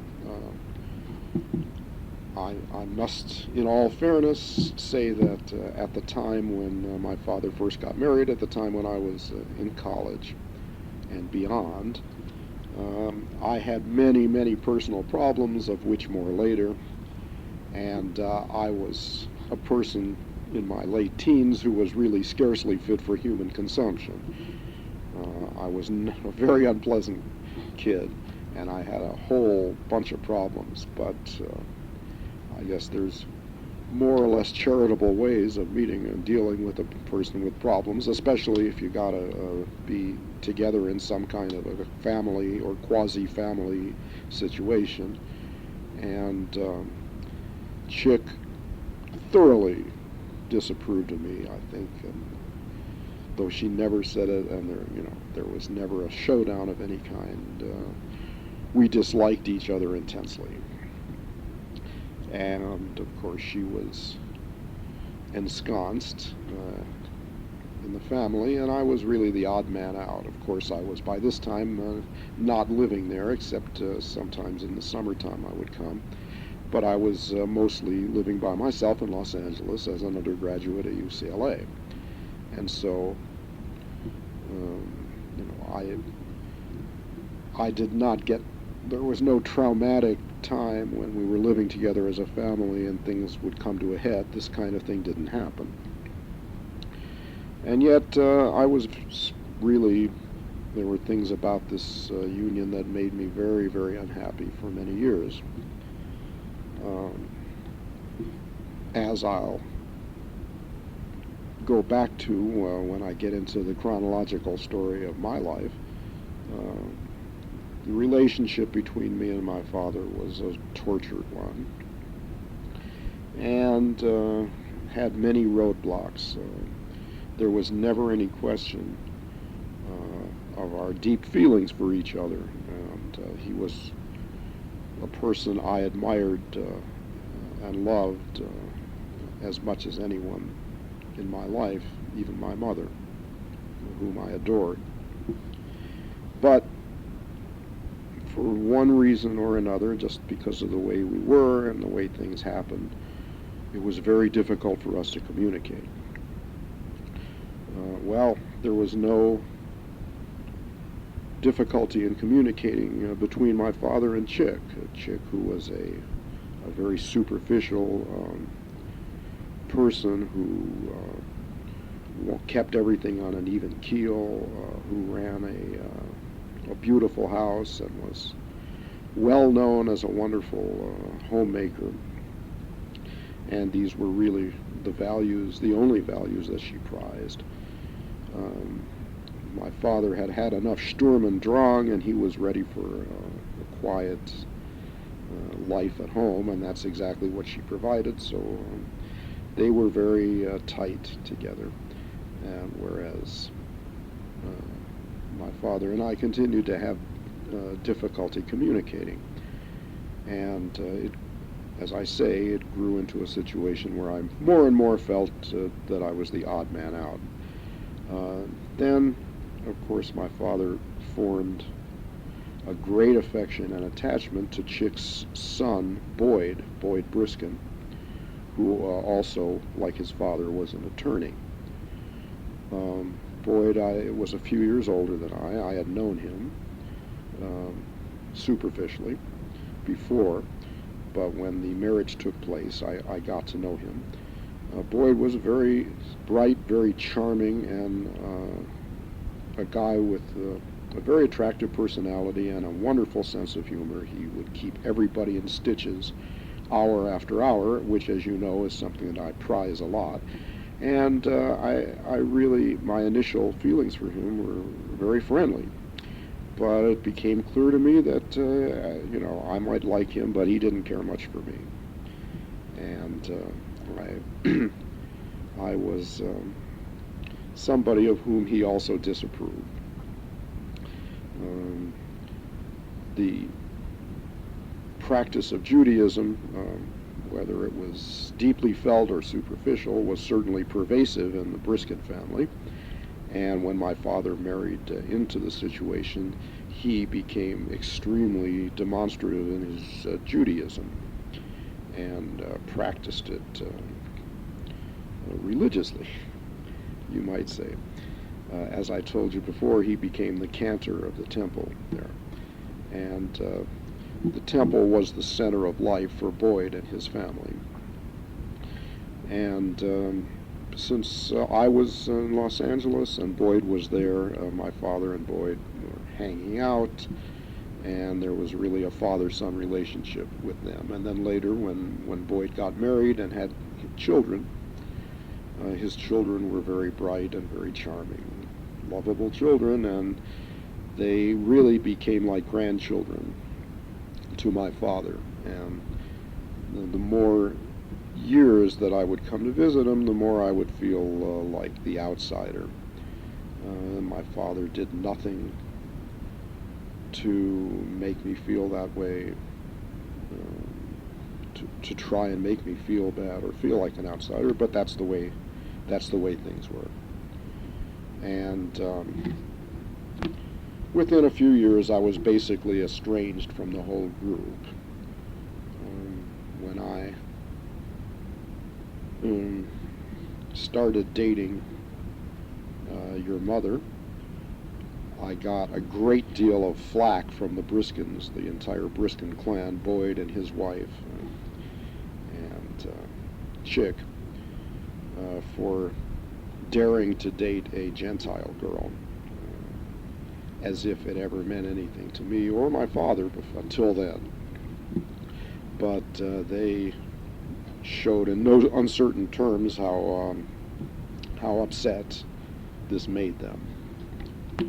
Under these circumstances, I just about wrote them off as being any part of my family, and I saw them only when I had to see them.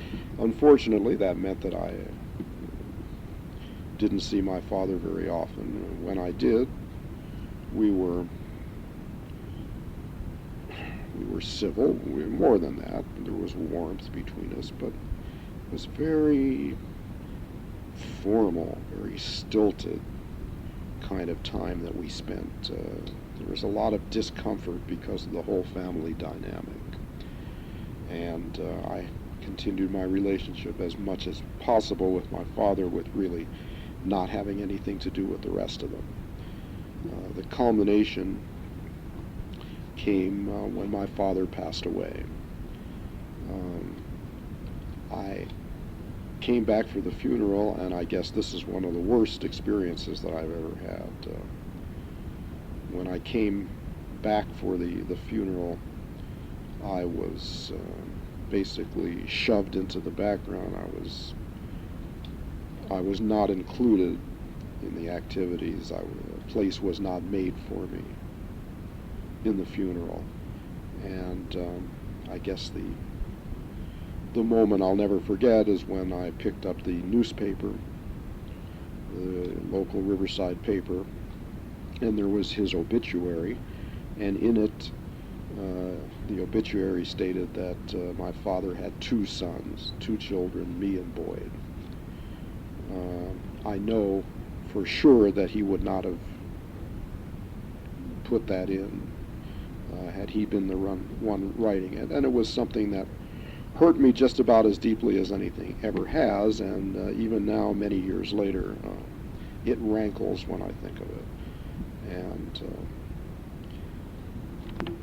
Chick lived a long time after my father died, and she stayed in touch with me. Apparently she had promised my father that she'd send me a birthday check every year, which she did very assiduously, with the air of somebody who's paying their mortgage payments to an evil banker. Sent the check with a meaningless birthday card, in which she never wrote anything of a personal nature.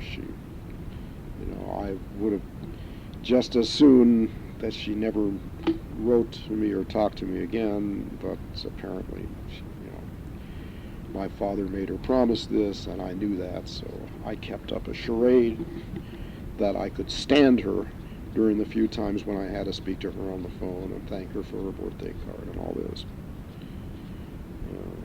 So it was, for me, a very unpleasant thing, but I will, again, always honor her for the happiness that she brought to my father, which he certainly deserved, and which he never was able to get with anybody else. Well, having spoken of my parents and my other relatives, I guess we come to the part of the narrative where I get born.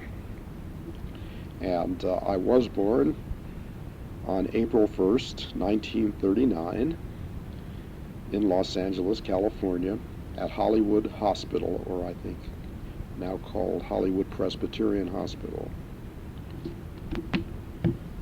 An old joke is has a lawyer cross-examining a witness and says, "Are you a natural-born citizen of the United States?" And the witness says, "No, I was born cesarean." Well, I was born cesarean, for what it's worth. My father was eking out a meager living with his medical practice, which wasn't going too well in Los Angeles, and I don't remember anything about the first place we lived, but what I do remember is being taken all the time to my maternal grandparents' apartment on Soto Street in Los Angeles, which used to be a Jewish area and now is a Mexican barrio area. But I remember the Soto Street apartment.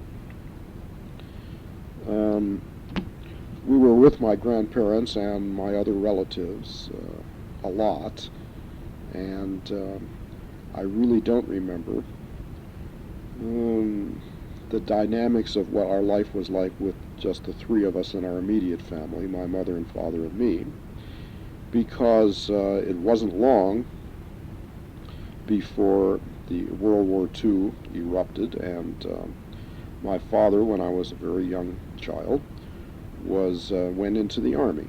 He joined the Army, the Medical Corps, and was given the rank of captain.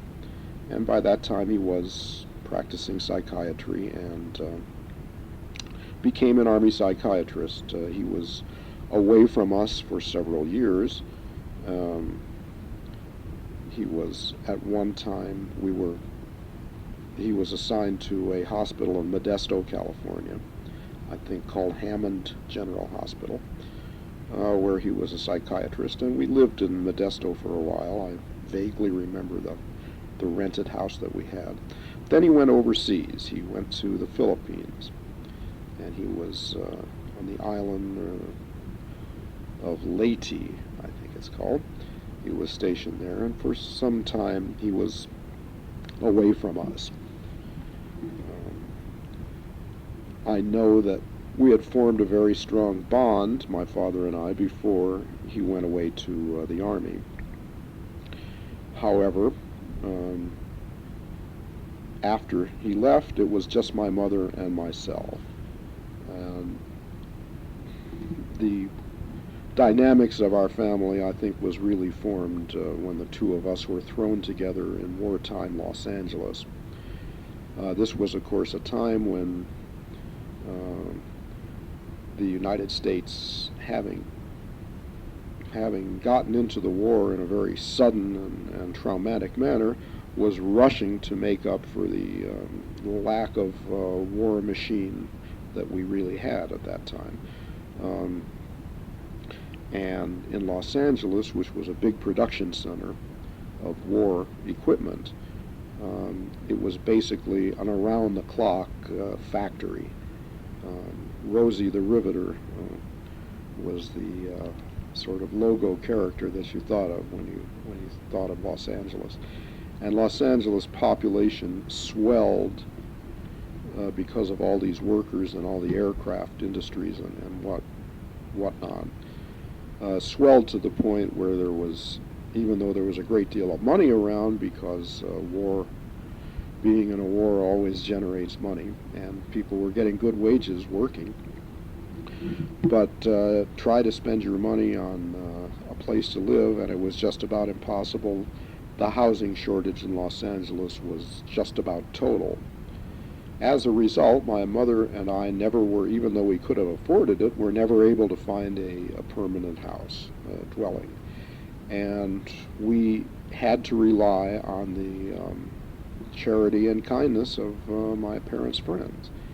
And indeed, we went from house to house, living as long as we could in people's guest rooms and living rooms.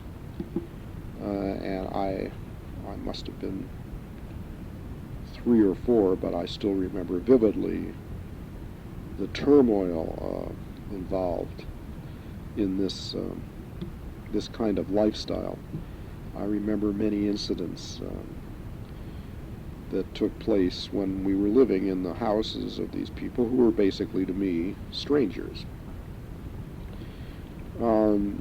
It was very disconcerting to a young kid. The constant in my life was my mother, who, as I have said, practically lived for me. I was the greatest thing that had ever happened to her. And she was my strength, my rock, my companion, my everything. The only constant in this constantly changing world that I found myself in. Because we moved from place to place, I also was taken from one school to another school, and from one set of acquaintances to another. And this was something that messed me up socially, I think, to a point where it took me a pretty long time to recover from it. I was not a particularly self-confident kid in most areas, and the idea of always having to be the stranger and the odd person out was pretty disconcerting to me. But somehow we got through the war years, and in time, my father came back from overseas. Um, as I say, I don't have a great recollection of our time before he left for the Philippines, but I certainly have a strong feeling of the close bond that we had at that time. When we came back, or when he came back, things were never the same between him and me. Um, it was very hard to explain. I guess the time away from each other, when my parents finally got back together, the feeling that they were really not compatible was much stronger than it had been before. I guess they had a chance to think about things. When he came back, things were sort of stilted between my parents. Also, between my father and me, there was a great wall that seemed to have been built up. For one thing, I had been very, very close to my mother, and possibly at that age I saw my father as somewhat of an interloper in that relationship. Even though during the whole time he had been overseas, he had kept in touch with me. He would send me homemade records, discs, that were available to the soldiers in the PXs at that time. Old-time 78 discs that you cut yourself. And he would talk on these records, and he'd sing to me, and he would send them to me, and I remember playing the records over and over. I believe I still have some of them in my box of possessions. And so, I was always aware of him, even during the years he was not there. But when he came back, things were very weird. Another thing was that when he had left me, I was a kid of normal weight, as well as normal height, or maybe a little shorter. But between the time he left and the time he came back, my lifelong eating problem asserted itself, and when he got back, he really found a fat kid. And I guess this appalled him. I think he blamed my mother for letting me get that way, but of course it's nobody's fault. A compulsive eater is a compulsive eater, and our family is full of them, as I'm sure you kids know. At any rate, from then on through the rest of my father's life, we were sort of playing catch-up to try to get back to the relationship that we had when I was a young kid. And we never exactly made it. I think by the time my father passed away, he realized, my deep and warm feelings for him. I think we were reconciled to anything that was between us before then. But we were never able to hold each other and express the love that I'm sure that we both felt. I know I did. But that's the way it goes. At any rate, my father came home from the war, and we were finally able in the post-war period to buy a house. I'm sure when you read the history of this time, you'll read about the amazing construction and the whole suburban experience that was just about invented right after the war. And we got ourselves a house in Culver City, California, at 4123 Harter Avenue, Harter, in Culver City, which was almost in the shadow of the MGM movie studio, which was located there in Culver City. And we lived in that house from basically the time I was in kindergarten until 4th grade. I have many happy memories of our time in Culver City. Life settled down to a routine. My father practiced psychiatry, and my mother was working in social work, as I say, in traveler's aid. And so they were both out of the house. I was a latchkey kid when I came home from school. It was a while before either of them came home, but I amused myself pretty well. And there were many children on our block, and I was very much a member of that group, that neighborhood group. And so I had many, many kids to hang out with. I remember we would all be playing games. We'd play hide and seek and kick the can. One thing we loved to do was when the ice truck came. This was a time when most people didn't have refrigerators.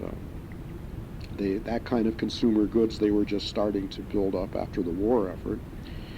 And we had an ice box, like so many other people in our neighborhood, where just a cabinet in which you stuck great big blocks of ice to keep your food cold, and the ice truck would come around with the big blocks of ice, and the iceman would have a tongs and spear one of these big heavy blocks of ice and lug it in.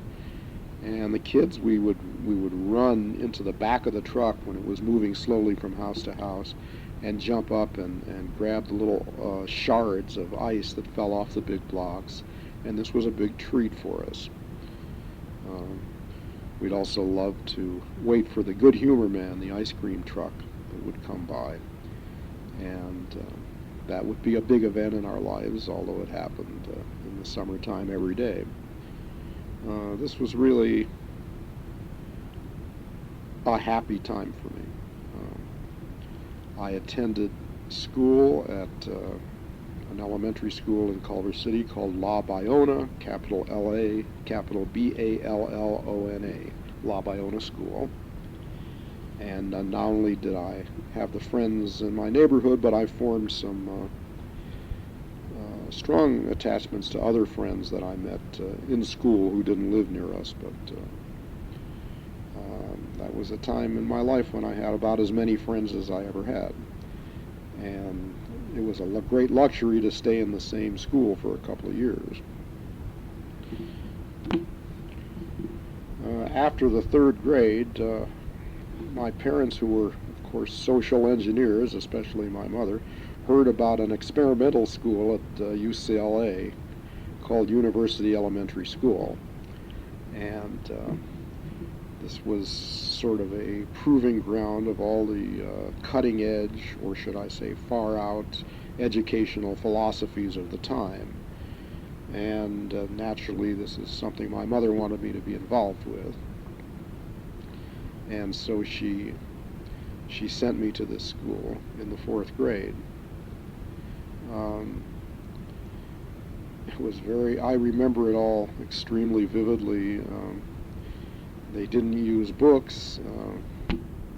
The social studies unit that year was a study of Africa, and rather than doing anything academic to learn about Africa, what we would do was go out in the playground and we would pretend to have lion and elephant hunts and build huts and cook plantains.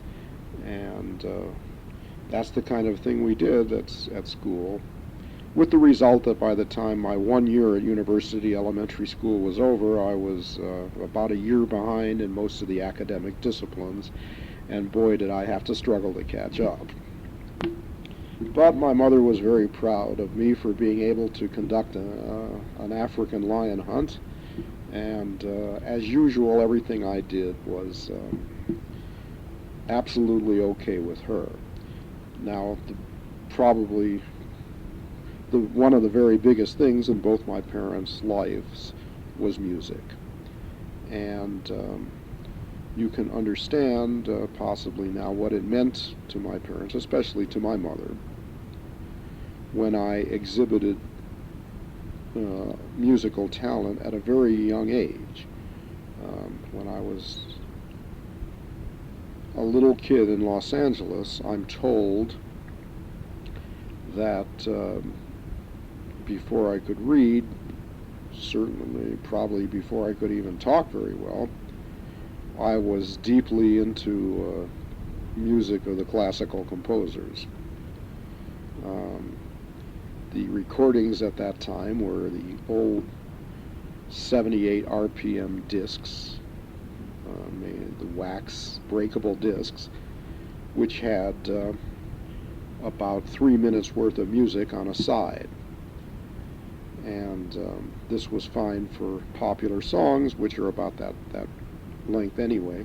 But when you're talking about a symphony by Beethoven or Tchaikovsky, you're talking about a big multi-disc set with 12 or 14 records in the set. And I'm told that I used to take the records, I used to take gold stars, little paste-on stars, and I would paste 1 star on side 1 and 2 on side 2 and so forth, so that I could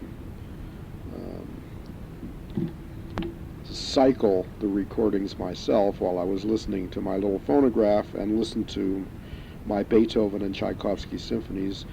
I had to do it with the gold stars because I was too young to read the labels. So that's the kind of musical precocity I exhibited. I was told that I'd be taken downtown on the streetcar. Los Angeles had a big streetcar system at that time. It's all gone now because of the freeways. And I'd be taken to record stores where I would toddle in, and the clerk would send me to the kiddie section, and I would sneeringly demand to be taken to the classical record section. I also showed a facility for musical instruments, specifically the piano. And of course my mother, who thought that she was probably the mother of the 20th century Mozart, took me to piano lessons at a very early age. I was a very talented kid, and I probably could have become a concert pianist if that's what I wanted, but in truth I was also a very lazy kid, and I could fake a lot on the piano because I played by ear, and consequently I didn't practice diligently, hardly practiced at all, and with the result that I never even learned to play the piano competently, let alone beautifully, and it was not in the cards for me to be a pianist. But my mother certainly was never happier than when I was taking piano lessons and listening to music and talking about music, and she would take me to concerts. My father was very musical as well and loved music. His favorite thing, I believe, were the Gilbert and Sullivan operas in Los Angeles on the music station, the classical music station on the radio, KFAC. They played a Gilbert and Sullivan opera every Sunday morning, and a recorded one, of course. There's only 14 Gilbert and Sullivan operas anyway, and they weren't even all recorded at that time, and so the same ones were played over and over and over every Sunday, and it wasn't long before I started picking up on them, and as a young kid I could sing along with them, and I can still do it. I did love music. I loved listening to it, and I loved making it. But my passion at the time, the thing that really completely captivated me, was radio. And by that I mean dramatic radio, old-time radio as it's now known. Of course, this was long before television. And most people your age have never heard a dramatic radio broadcast. You may remember some simply because it was my hobby for many years to collect them, and I have them on tape. I know that Ray has heard many of them. But of course, I was completely captivated by dramatic radio. And since we were living in Los Angeles and actually almost in Hollywood, I was in the very place where all of the radio broadcasts were originating from. And I was thoroughly captivated and thrilled by the whole idea of radio. And for a long time, anyone who would ask me what I wanted to do in life would get the answer, I want to work in radio. I didn't want to be an actor, I wanted to be a producer and director of dramatic radio. And that is where my interest lay. Some of the most vivid and wonderful memories I have are of being taken to the radio studios and later actually just going there myself, where I would be in the audience of some of the radio programs. The very first one was a kids show, a children's show called Smilin' Ed McConnell and His Buster Brown Gang, which was sponsored by the Buster Brown Shoe Company, and was a pretty hokey children's show, but it was one of the, it was something that was like mother's milk to me. I never missed it, or any of the other kid shows on the radio. And it was a show that did allow young kids to go into the audience. Most of them didn't. I remember being taken down to the NBC studios on Sunset and Vine, they were at that time, and being in the audience and seeing these people who were actually talking.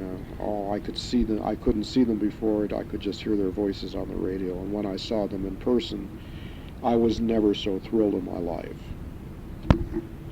Now, when kids are growing up, many kids have heroes. Some had military heroes. Some had sports heroes. Some had religious heroes. My heroes at that time were Bud Abbott and Lou Costello. To me, these were the two most wonderful people who ever lived. At that time, I thought so. Abbott and Costello, I imagine, will always be around in the public consciousness, as so many 20th century entertainers will be. They were a couple of old vaudeville comedians, or burlesque comedians, actually, who made it big in the movies in the 40s and 50s. And were all over the movie screens and all over the radio stations and later on television as well. They made maybe one or two movies that could possibly be even mildly entertaining today. Most of the stuff they made was awful. They were famous for a well-known comedy routine known as Who's On First, which probably will just be as funny in 500 years as it was then and still is now. Anyway, they had a weekly radio show for grown-ups, and then on Saturday mornings they had a kid show, the Abbott and Costello Kid Show on the ABC network. And possibly you can imagine the ecstasy and delight that was mine when one day I was taken on a Saturday morning to be in the studio audience of the Abbott and Costello Kid Show. This was not only one of the great days of my life, but it was a watershed time for me, because it was at that day that I learned that wasn't always the most advantageous thing to tell the truth. Yes, I became sort of a liar on that day, and it happened like this.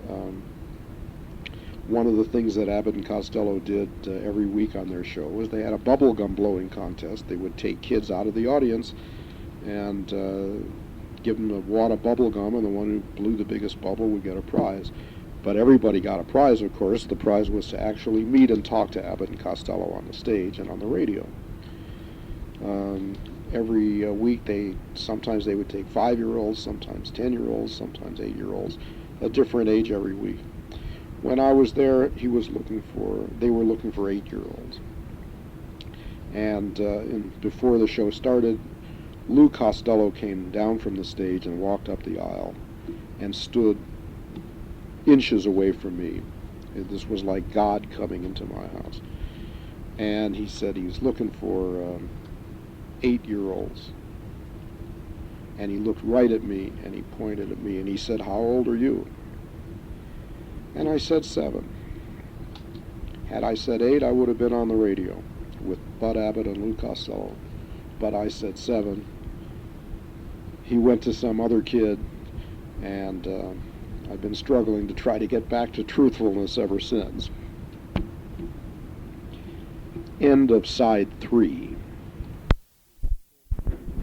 Well, Los Angeles was my milieu, and a place where I really had never imagined that I'd ever move from, and I figured I'd spend my life there. It was a congenial environment, but change was in the air.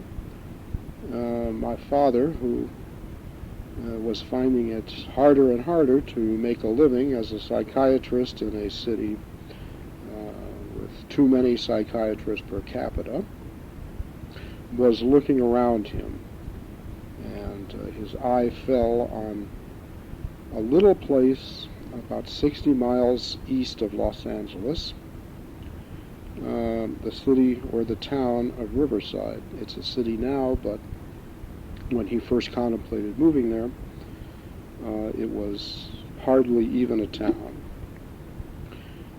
To reach Riverside, you drove out, I believe, on Highway 60. This was long before the freeway system had reached its apogee as it is now. And you would go out through southern Los Angeles, El Monte and Puente, I think, and all the way from Culver City through the outskirts of Los Angeles. You were still in an urban environment, a highly urban environment. And then suddenly, as you drove eastward, Los Angeles dropped away very quickly, and there were small towns, even outposts, place to get gas, that kind of little whistle stop place that you found, until you reached the town of Pomona. And then after Pomona, east of that, civilization dropped away, and what you found was nothing but agricultural fields, and then as you drove, the fields turned into orange groves. Orange groves were the reason that Riverside existed as a town. It was a citrus area, and even though it was, as I say, 60 miles away from Los Angeles, it was a million miles away culturally and in every other way that you would judge an environment if you were a city boy. And Riverside was the place that my father resolved to go, a place where there were more trees than people, and there wasn't one psychiatrist, not yet. But he was going to be the first one. So the news was broken to me after my 4th grade year. I guess we're talking about 1949, 1950, that the family was to be uprooted and moved to Riverside. And I'll tell you, I was not very happy about it. I was a personage in my neighborhood and surrounded by everything that I loved, and I wasn't about to acquiesce to this kind of an uprooting, but of course I had no vote in it. And I suspect neither did my mother. At any rate, we sold the house on Harder Avenue in Culver City, and off we went to Riverside. When I first moved there, we lived, I think, on Lemon Street, First and Lemon, which was a street next to Orange Street and Lime Street. You get the idea. It was a very sort of a suburb, half bucolic place. And we had a nice house with a big yard. And there I was place down in the middle of nowhere, I thought. It's hard to give you a feeling of what Riverside was like then, because even as of now, I would say by now it's simply part of the Los Angeles megalopolis. From the freeway from LA to Riverside and beyond, there's really no break in the urban sprawl, and it's so much faster to get there now on the freeways when they're not glutted, that it's almost possible to live in Riverside as sort of a suburb of Los Angeles. But then it was orange trees.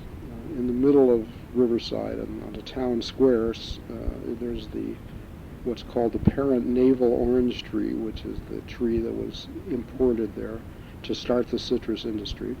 And so many, many years afterwards, it still lives, or lived when I was there. And citrus was where the action was. In those days, everything in the town of Riverside revolved around the citrus industry. During the times of winter, the few times when the temperature in this Southern California oasis dropped below freezing, the orange growers, the citrus growers, pulled out the smudge pots. Smudge pots are large metal oven sort of things. They look like pot-bellied stoves, and you filled them with rank black oil, and throughout the night, when the temperature went below freezing, they fired up the smudge pots, and a great black cloud of smoke would come out of all the smudge pots and hang like a miasma over all the fruit trees, presumably keeping them viable and safe from freezing. And of course the smudge also hovered over the whole town of Riverside. People who nowadays complain about Los Angeles smog should have just been there when they were using smudge pots in Riverside. After a cold night, when they had used the smudge pots, you would get up in the morning in your house miles away, and your windows would be black, under your fingernails would be sooty black, the mirror in your bathroom would be black. It was really indescribable. Talk about urban pollution. Had nothing on rural pollution.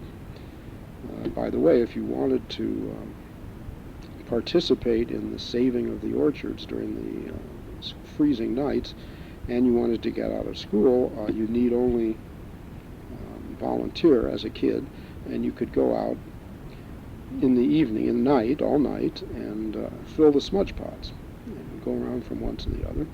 And if you could last through the night, you didn't have to go to school the next morning. I'm a person who enjoyed my amenities, so I never volunteered for that. But besides, I liked going to school. Riverside at that time was the kind of place where you wanted to make a phone call, you'd pick up the phone, and there would be no dial on the phone, and you'd wait a second, and the operator would come on and say, "Number, please," and you would say 6478J. That was the kind of phone number that we had. And she'd say, "One moment, please," and then she'd ring it for you. And this was cheek by jowl to the great Los Angeles megalopolis, which even then was an enormous metropolitan area, and of course the show business capital of the world. By the way, there were several movie theaters in Riverside, at which I passed my many hours of my youth, and the biggest one was the Fox Riverside Theater, which stood on 7th and Market Street, and maybe still does, I don't know. But at that time it was one of these enormous picture palaces with beautiful, thick red carpet and great big red drapes over the screen, and a big balcony, and uniformed attendants leading you to your seat, and real butter on the popcorn. Anyway, the people who ran the studios in Los Angeles used the Fox Riverside Theater many, many times as a place for their major studio previews. When they made a movie, they'd bring it out to gauge the public reaction to it. And for a time, there was actually a streetcar track that went directly from Hollywood to the Fox Riverside Theater. I guess mainly for the use of the studio nabobs. And many, many a night I would go to the major studio previews there. It was a way to see the movies 6 months before anybody else, and you'd get to fill out a preference card, and sometimes the stars and the director of the movie would be there in the audience. It was very thrilling to me. Down the street was the Golden State Theater, which was a sort of a ratty second or third run place, but the drawing point of the Golden State was that you could get in for 9 cents, not 10 cents, but 9, so you get change for your dime, and you could buy some penny candy actually with a penny. So needless to say, I spent many, many, many hours watching movies there, as I do now. They haven't gotten any better, by the way. Well, my father thrived in Riverside. Turned out that the place was begging for a little shrinking, and so the psychiatry business, which he had a monopoly on, was booming there. And pretty soon he went into partnership with some other doctors and businessmen and built a medical building, which he owned stock in and had his office in. And he became pretty successful. He was much in demand, both as a private practitioner and as a person who went to the different hospitals in the area, and there were many in the outlying rural districts, and saw patients on that basis, as well as doing a lot of testifying in court as far as insanity cases were concerned. And I remember that once a week at one time he would drive to Los Angeles to do something at the county hospital, which was important, I knew, but since I didn't know anything really about his work, and he never talked about it, I didn't really know what it was. But I could tell that he was thriving there. He was much happier in Riverside as a psychiatrist. I was, like I say, put in, it was like being in the middle of the desert, and I didn't know anybody. I was not a person who made friends real easily at that time, so it took me a long time to make a few friends, and I used to pine for all my friends and relatives in Los Angeles, which became even more poignant to me during the many visits that we made there. I can see in retrospect that as unhappy as I was in Riverside, my mother was even more so. She had, like me, been pulled from everything that meant anything to her. And I guess a kid was supposed to just come along and be part of the baggage, but my mother was not the kind of person who would have that kind of outlook, and she was miserable. I can see now when I think about it. Of course, I was more worried about myself at the time. I started school in Riverside at Lincoln School, which was on 5th and Lime. I was in the 5th grade, and the only thing I really remember about it is concerns music, and I guess that was the start of my musical career, such as it has been. This occurred when the band teacher came around to all the classrooms, the 4th, 5th, and 6th grade class, and recruited members for the band. Now, Riverside being a small place, this guy was also the high school director of the band there, and he could look into the future and tell what instruments he was going to need as the years went by, and he used the the elementary bands as a sort of a farm team. And he would come in, Mr. Mummert, his name was. He would come in and he'd say to the whole class of 4th or 5th grade, who would like to get out of class once a week? And of course he didn't have a shortage of takers. And whoever raised their hand would go and have an interview with him and see if he could get them into the band. He saw from my records, I guess, my musical background, and he was very interested in me.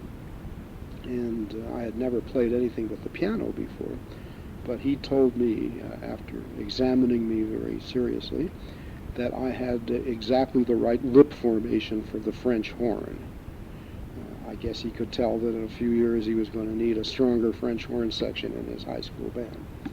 Well, I was really impressed by that. Didn't know what a French horn was, but he said I could join the beginning band the next day. And he gave me, not a French horn, but sort of a beginner's version of it, a wretched little instrument known as the mellophone, which was not very mellow, but it was sort of built on the idea of a French horn. It curved around like a large intestine and flared out at the end. It was a brass instrument. Well, I showed up at beginning band and was given my music and a little beginning instrumental instruction. Being musically talented as I was way ahead of most everybody else in the band, and I quickly learned to play my instrument, and I could already read music, so I was pretty far ahead. In the beginning band, everybody played out of the same book, and it was basically a book of scales and exercises, and everybody played exactly the same notes, just scales. And since he could tell that I was playing the scales better than anybody else, and was sort of starting to get bored after a few beginning band meetings, he drew me aside one day and said that the next week I should report to the advanced band. I had made the cut, and boy was I excited. And he gave me the music that the advanced band was working on at the time. And I took it home, determined to practice for all the days that I had before the first meeting, so I would have it letter perfect. And I took out my mellophone and at home, ready to practice, and I opened up the book that he had given me. Now, this was a book of nothing but marches. And marches were, in a large measure, all that the elementary school band played. So I opened it to the first page, the first march, and I couldn't believe my eyes. There, filling the entire page, was nothing but quarter note, quarter rest, quarter note, quarter rest, and that's all there was, like this. Boom, boom, boom, boom, boom. Sometimes it had boom, boom, boom, boom, boom, boom, boom, boom, boom, boom, boom, boom, and that was all. Page after page after page, and this was on maybe 2 or 3 different notes. No melody, no nothing. Well, I was horrified. I felt I'd made a dreadful mistake. I couldn't understand if this was the advanced band. It was so simple. Anybody could play these quarter notes and quarter rests. And, of course, in the beginning band, everybody had played the same thing, the scales, and that's the only thing I knew. So I imagined that everybody in the advanced band was going to sit there and go boom, boom, boom. So, I figured this was not for me, and I resolved to go to the first meeting and tell Mr. Mummert that I would rather go back to the beginning band. So I came in and sat down at the advanced band, and he called out a page and raised his baton and started conducting, and everybody started playing. And I need to tell you, a firework display went off in my head when I realized that everybody in the band was playing a different part. The clarinets and the saxophones and the trombones were all playing different parts, and my French horn part was blending right in with everybody else. This amazing idea so engorged my mind that from then on I have pursued music as sometimes a career, sometimes as an avocation. but the idea of making music and being a part of an organization that comes together and each contributes something and out comes a piece of beautiful music has really been one of the touchstones of my life. That's what I remember from elementary school. So I advanced from elementary school to Central Junior High School and finally Poly High, Riverside Polytechnic High School. I played the French horn all the way through this, and I also was very interested in theater work and did some acting with the Riverside Community Players and also in the junior high and high school, and started hanging out with the theater crowd and thought myself extremely sophisticated and managed to hide from myself the fact that I had no acting talent whatsoever, and I was probably making an idiot out of myself. But I had no stage fright. I got up and had the time of my life, still remember it very well. Went through junior high school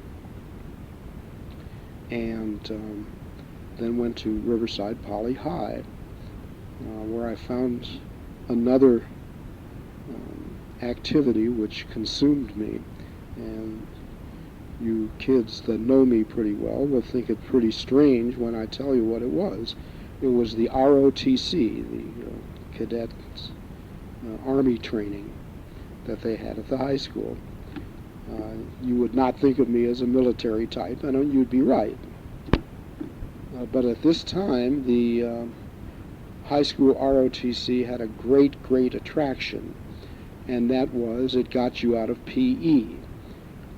Of all the things that I loathed and despised as a kid, participating in PE was the worst. I was a fat kid and an uncoordinated kid, and a kid who had no athletic talent or interest whatsoever. And so, needless to say, I was the butt of jokes throughout the whole PE experience. I was always the kid that got picked last, and it was a nightmare for me. And when I found that when you went to high school, you got your choice of either PE or ROTC, you can believe that I didn't waste much time in signing up for the ROTC. I did it just to get out of PE, but to my amazement, I found out that ROTC was one of the greatest experiences I had ever had. I don't know why, thinking back, why it appealed to me so much. I think it may be that our life in Riverside and our life in the family was very chaotic by that time. My father was blooming, my mother was withering, and between them there was very little understanding. Our entire life was lived above our necks. We were a very verbal and intellectual family, and there wasn't any throwing of dishes or screaming or swinging of fists, but they were in a terrible, I guess, mutually abusive relationship, and I certainly felt the brunt of it. And I guess that ROTC, if you threw yourself into it, offered an amazing degree of organization. Everybody had a specific thing to do, and it was pretty easy, and there were people in charge of telling you what to do and how to do it and when to do it. And it's the kind of thing, I guess, that would appeal to somebody who felt that they had a pretty chaotic life everywhere else. So I became an ROTC cadet with great vigor and enthusiasm. And lo and behold, I advanced through the ranks and became a cadet officer. Once again, it's probably hard for you guys to picture me, but I assure you it's true. By the time I was finished with my senior year, I was a cadet captain, and I had actually won a medal for being the most cooperative cadet in the whole force. I think I still have that medal somewhere in my effects. And there was a time when I was so enamored of it that I actually thought that I was going to go on and become a career military person. Now, if you were graduated in good standing in high school, ROTC, and you went on to college, you could take the college class, and after 4 years of undergraduate college ROTC, you would get a commission as a second lieutenant in the Army. And this seemed like a wonderful thing to me at the time. And I would have done it except for running up against the Army mentality, which of course was inevitable pretty soon, no matter what you do. If you ever have anything to do with the military, you run up against a certain kind of mentality. For me, it didn't happen until my freshman year at UCLA. I went to UCLA, as I said, determined to go through the ROTC and graduate as a second lieutenant. And I was thrilled as I went into the ROTC office at UCLA and signed up for the first year. And I started attending classes, and when I went into the first class, lo and behold, what they were teaching was exactly the same thing that they were teaching in the high school, and which I had mastered very well there. In fact, they were using the same training manuals, lesson plans. It turned out that the first 2 years of college ROTC were identical with the first 3 years of high school ROTC. Well, after I went through the first class, I went knowingly into the office and said, "Excuse me, I need to be put in the advanced class because I've had all this." And they said, "Are you a freshman?" And I said, "Yes." And they said, "Get back there, sit down, and shut up." And so I thought, I understand almost immediately the difference between me and the Army, and I very quickly dropped the ROTC and I signed up for PE classes. But at college it wasn't so bad because in college you could fill your PE requirement by taking things like bowling and deck sports, which I certainly did until I fulfilled my requirement. And so no more ROTC. That's not exactly the end of my military career, though. I flirted with them once more. By the time I was upperclassman in college, the draft was heating up. And Vietnam was not quite a big thing yet, but it was in the background, and they were heating up the draft. And there came a time when just about every able-bodied kid in college figured that he would have to somehow deal with the draft, and maybe just there wasn't anything he could do, and they would just take him. And this did not seem to be very attractive. I thought if I had to be in the Army, and the draft made me think I did, I would rather be an officer than an enlisted man. That's pretty simple. And so I looked around, I saw there was a program for OCS, for Officers Candidate School. So I figured, why wait for them to draft me? I'll go down and see if I can get into the OCS. So I went down to the Army testing station somewhere in downtown Los Angeles, and I took the physical exam and this exam, the mental exam, whatever. And then they had a sort of a personality quiz, and they led us into a room and they gave us booklets of questions to answer. And the questions were like, the first section of the questions were like, name a famous maker of camping equipment, and name several famous makers of guns and rifles and fishing gear. In other words, they were clearly having some kind of a psychological test, which was obviously designed to weed out homosexuals and get real manly men. So I answered as best I could, and I went on to the next the next section of the test, and this was obviously where the rubber meets the road. They were going to weed out all the ferries there. And the first question on that section was, true or false, I think I would like to be a music teacher. Well, I started giggling uncontrollably, and eventually I just had to leave the room and leave the facility and leave downtown LA and go back to my dormitory. And from there on, I managed to miss the draft, and my military career was at an end. Well, in Riverside, we started on that little house on First and Lemon, and then we went to a larger ranch-style house on Sunnyside Drive, which was abutted in the backyard without a fence by an enormous orange grove.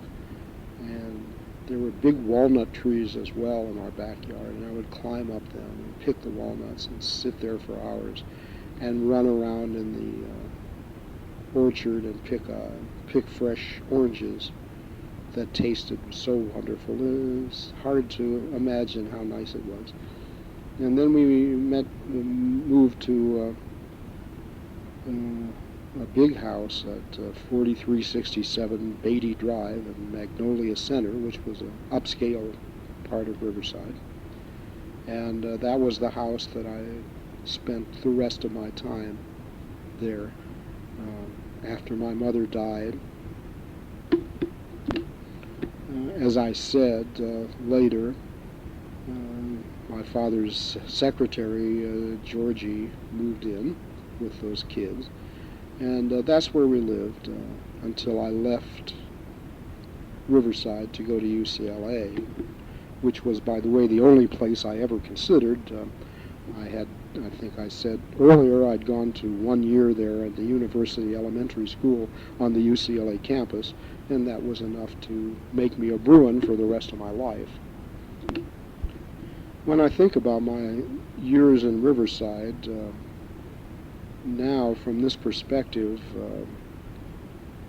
in many ways it was a sort of a haven compared to all the other places I've ever lived and situations I've been in some ways. But I look at it mainly as a time where I was not very happy, and this was, of course, due to the interpersonal relations that we had in the family and that I had with my peers. I said that I had hung out with the theatrical crowd, and I did have some real close friends that I was able to count on, and that we got each other through school. We were among the geeks, nerds, and outcasts, mostly, as you are if you're not a jock or a big blonde person in junior high school and in high school. I think I had found myself by the time I was ready to graduate from high school. But by the time I did graduate, I was absolutely ready to leave Riverside and never ever come back again except to visit. And so I opted for UCLA, and that's where I went. I had started composing music in junior high school, and don't look for any of that among my souvenirs because it's all destroyed. But I did start writing, tried to write orchestral music, symphonic music, and then went on to continue writing music and playing the horn in high school. I played in the band and orchestra, and I took music appreciation, and I basically was a music major even in high school. I had become rather expert on the French horn, and I figured if I wasn't going to be an Army guy, then maybe I'd be a French horn player professionally and be in an orchestra, or maybe be in the U.S. Army band or Marine band and combine the two interests. I kept up my interest in the French horn until I guess in high school, when I found that I not only did I have to play in the concert band, but I had to play in the marching band as well through football season. This was a big deal in Riverside, as it was in just about every small town in America. And I did this with gritted teeth as something I had to do. I guess the time that it all came to a head was in my senior year, when our band was one of the ones selected to go to Pasadena on New Year's Day and march in the Rose Parade. A great honor, you can be sure, for the bands that got invited. So we were all looking forward to it. But after marching in the Rose Parade for 5 miles, carrying a French horn and marching behind a horse, it suddenly occurred to me that I also had other musical interests, and these included vocal music. So from that on, when I was in college, I switched from instrumental to vocal and became a vocal music major, conducting and singing and composing.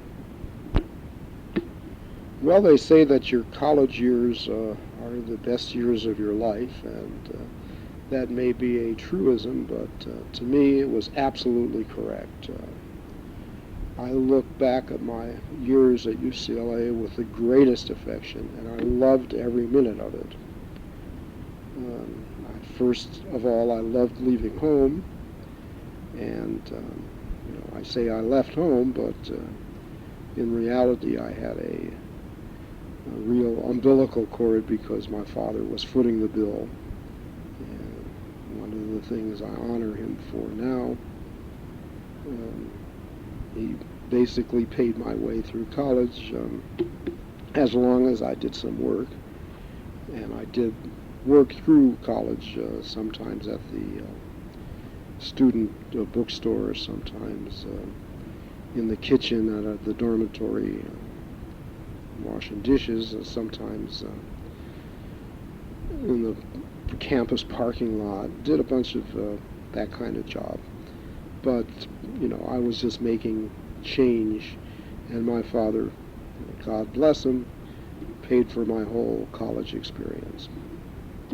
But I was by myself. I was 60 miles away from home, which seemed like a million miles. I was back in my beloved Los Angeles. I lived, first of all, in a private dormitory. This was right before UCLA actually became a school where you could reside. It was really a commuter school. But there were little group homes all around, and I lived in one of those to start with, and got my first taste of living with roommates, which actually turned out about as well as could be expected. I made some real good friends in these places, and I'm unfortunately not in touch with any of them now, but we all passed the time very pleasantly together and met lots of people that I remember with great affection now.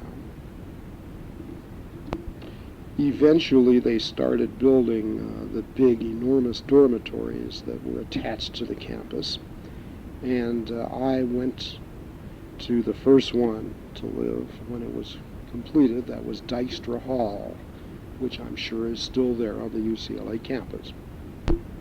I'll tell you a wonderful story. If you ever go to visit Dykstra Hall at UCLA, if indeed it is still there, when you go in, you'll find the kitchen and then the main commons room, big place where everybody would meet to play ping pong and watch television and stuff like that. And prominently featured in this commons room are 4 telephone booths that are built into the wall. And if they're still the same way that they were, 3 of those booths are open, and these are the kind of booths that have big, heavy doors with glass opaque glass that you couldn't see through that were actually built into the wall. 3 of them are open and phone booths and contain phones, and the 4th telephone booth is locked, and there's a piece of board over the opaque glass so nobody can see anything in there. And only the people who were at Dykstra Hall for the first week of its operation know what's behind the 4th phone booth. And I'll tell you the secret of what it is. If you open the door of that 4th phone booth, of course it's locked securely, but if you could open it, you would find inside a telephone installation in the wall without a telephone, just with the hole and the wires. And filling almost the entire booth is a great big pillar, a concrete pillar that part of the pillars that hold up the building. And apparently somebody made a mistake on the blueprints, and you just really have to picture the guys building the place and the foreman standing there looking at the blueprint and saying, well, they're supposed to have a phone booth there, I guess we better put it in. And you understand, you can't even get in. It's the entire phone booth is taken up with this great big pillar. And there's even a light switch that was put in. I guess I learned then that the institutional mind was a great deal like the military mind, and the corporate mind is the way I think you could describe it. And throughout the rest of my life, I have found that corporate mentality is always at work and is always as stupid as I found it to be in these examples. At any rate, I did love Dykstra Hall. It was a 10-story dormitory, and 5 floors were women's floors, 5 were men's floors. A coeducational dorm was a new thing at that time. And I was up, I think, on the 9th floor. And boy, what a beautiful view of Los Angeles I had from my window. I'd sit there for hours and just stare out there. The room itself was tiny, cell-like, with a cot, a simple bed on each side of the room, and in between them just enough for a guy to walk through. And from the door to the window where there was a ledge that served as 2 desks, there was about 10 steps. It was like a jail cell as far as the amenities and the size was concerned, but it was a wonderful place for me. I had several excellent roommates there during my years at Dykstra. And when I look back now, it's something I really have nostalgia for, and I can't say that about a great deal of my life. Well, I started going to classes. My major was always music, but when you're in the lower division in college, you have to take a whole bunch of stuff that has nothing to do with your major, meet all the requirements, which I did as best I could, but I was really concentrating only on the music. I had a little detour in my freshman and sophomore year, and that was that I learned to play bridge from the guys that I was rooming with and their friends. And that turned out to be a mania, a craze, which is, the fires have been banked now, but I'm still, as you know, an avid bridge player, and I'll drop almost anything to get into a bridge game. But then I almost flunked out of college because I was playing bridge all day and all night, and would go anywhere to get a game of bridge, and started to play duplicate bridge, joined the American Contract Bridge League, started getting master points, and the better I did at bridge, the worse I was doing at class, and I finally learned to put it in its proper place by the time I was a junior, and I had narrowly missed flunking out. Then in your upper division work, you have mainly your major classes, your major and your minor. I minored in English, by the way, and both my music classes and my English classes were a great joy to me, and so I finished my college work with, not with distinction, but I had a pretty good grade point average by the time I was finished. I still would drop almost everything to get a bridge game, however. Well, I started to study music seriously and gain a deep understanding of it, and I always continued composing throughout college, and by the time I guess I was a junior or senior, some of the music I was writing actually made some sense. It still embarrasses me when I look back on it now, but I was advancing there in music. I had what I felt was a wonderful life.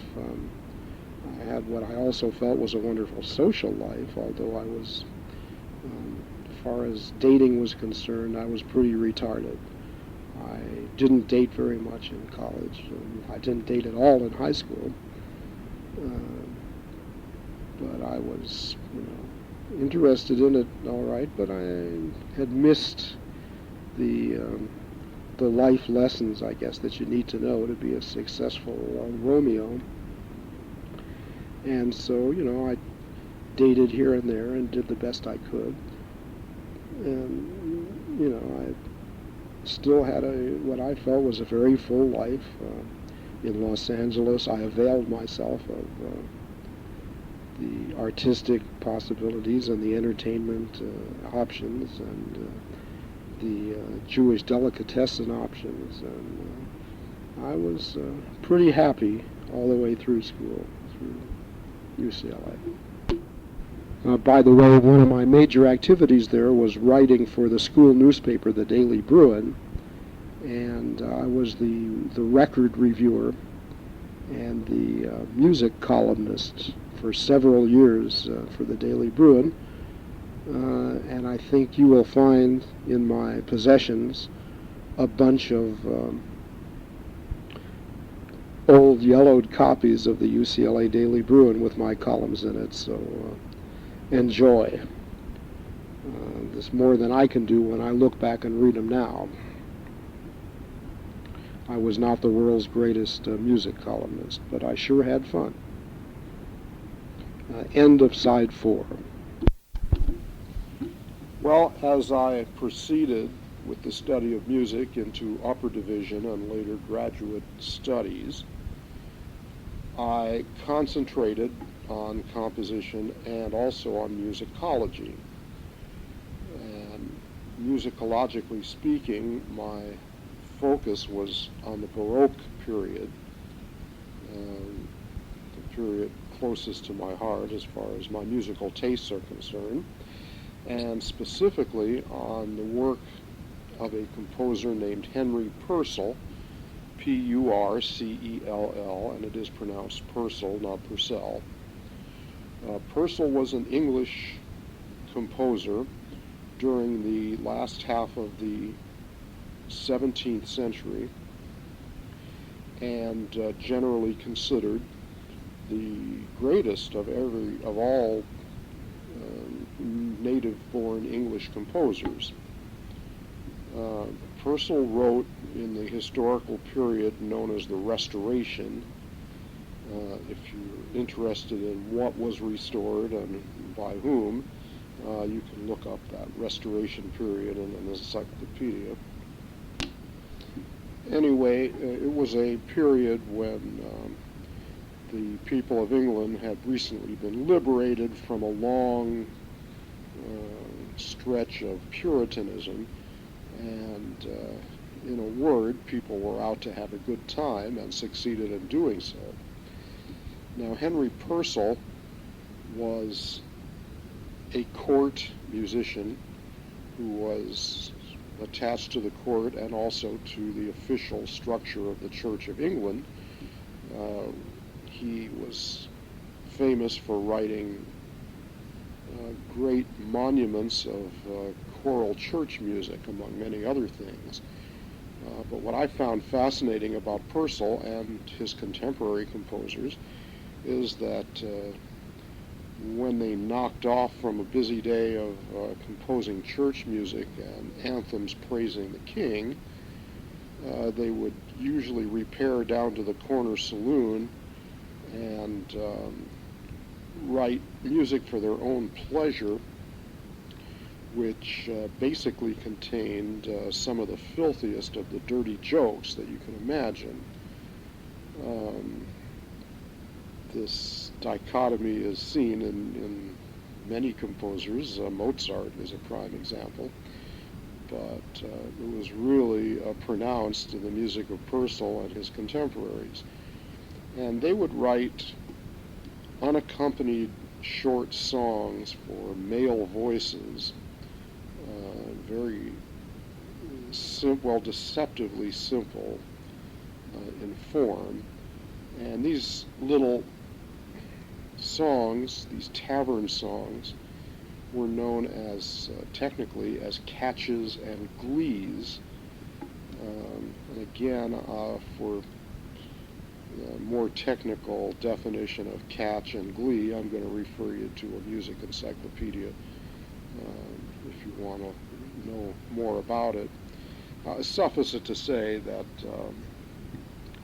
they were X-rated entertainment as far as the words were concerned, and of course the music was sublime because it was written by some of the finest composers in the history of England, most especially Purcell, who was the most talented and possibly the dirtiest one of all. Well, you possibly know that I'm an aficionado of bathroom humor, and so this part of Purcell's character certainly did not fail to resonate with me, and I found this fascinating. I found the music beautiful, and did a great deal of study in the field of catches and glees. Now, all it takes to perform a catch, which is, again, not to be technical, sort of a sophisticated round, a round like Row, Row, Row Your Boat, where one person starts, next person comes in later singing the same thing, and so forth. And that creates harmony. The requirements for singing a catch are very simple. You only need usually just three men because they were written ultimately in three parts. And anybody who could sing fairly well and was okay in a choir could probably sing catches. Well, if you're studying great complicated symphonies, you must rely on recordings and live performances. However, when you're studying something that can be easily sung by three men, all you have to do to get an inside view of it is to find two other men and start singing them, and then you get a much better idea of the internal structure, and it's also a very enjoyable activity. Catches were sort of prehistoric barbershop quartets.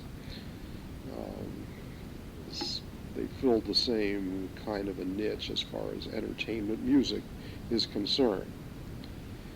Well, I did find two congenial friends,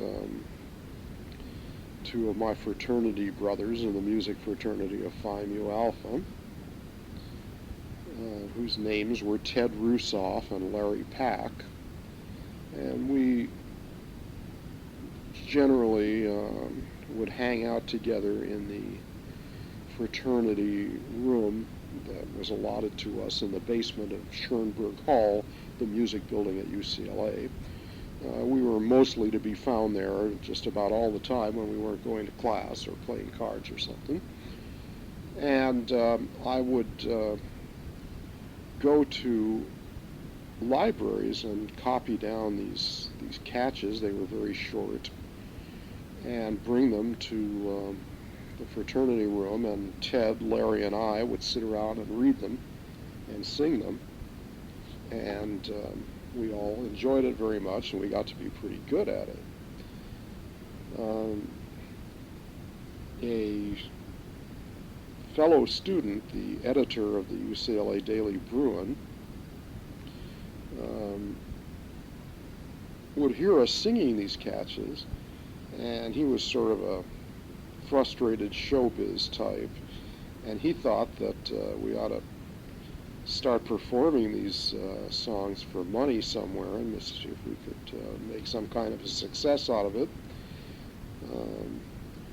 We never had gone farther than presenting catches at a noon concert that was held by the music department every week.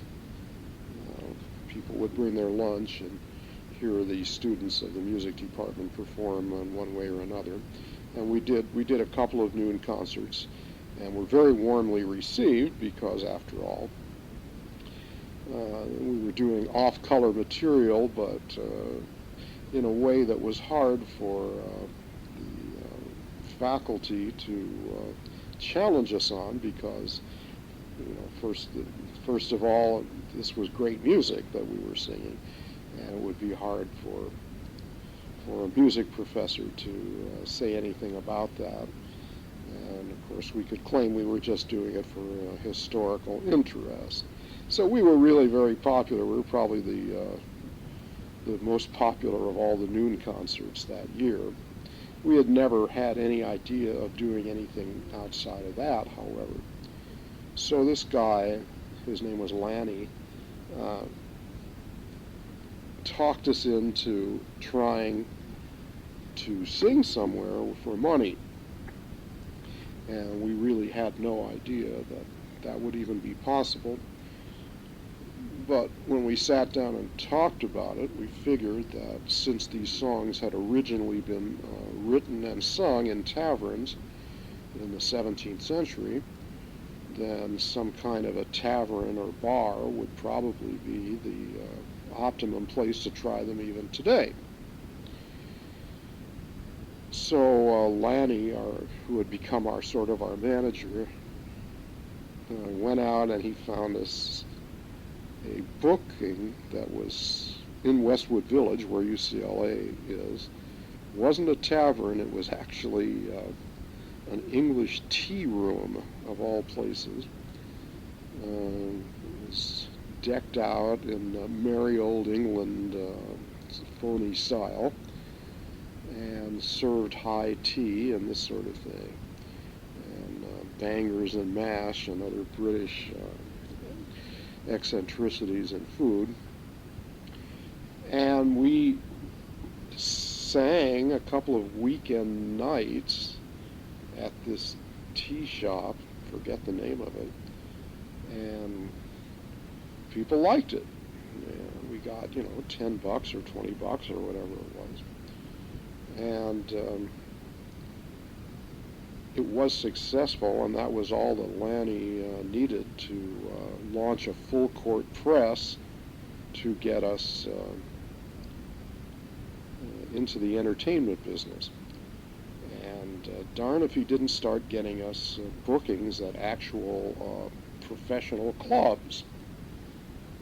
Now, at this time, the big kind of music, this was the 60s, was folk music, and all over there appeared folk music clubs. That there had never been anything like this before, but acts like the Kingston Trio and the Limelighters and Peter, Paul, and Mary, and even to some extent the Smothers Brothers, created a market, a ravenous market for this kind of folk music, which in most cases was really pop music dressed up as folk music, but had sort of a folksy feel.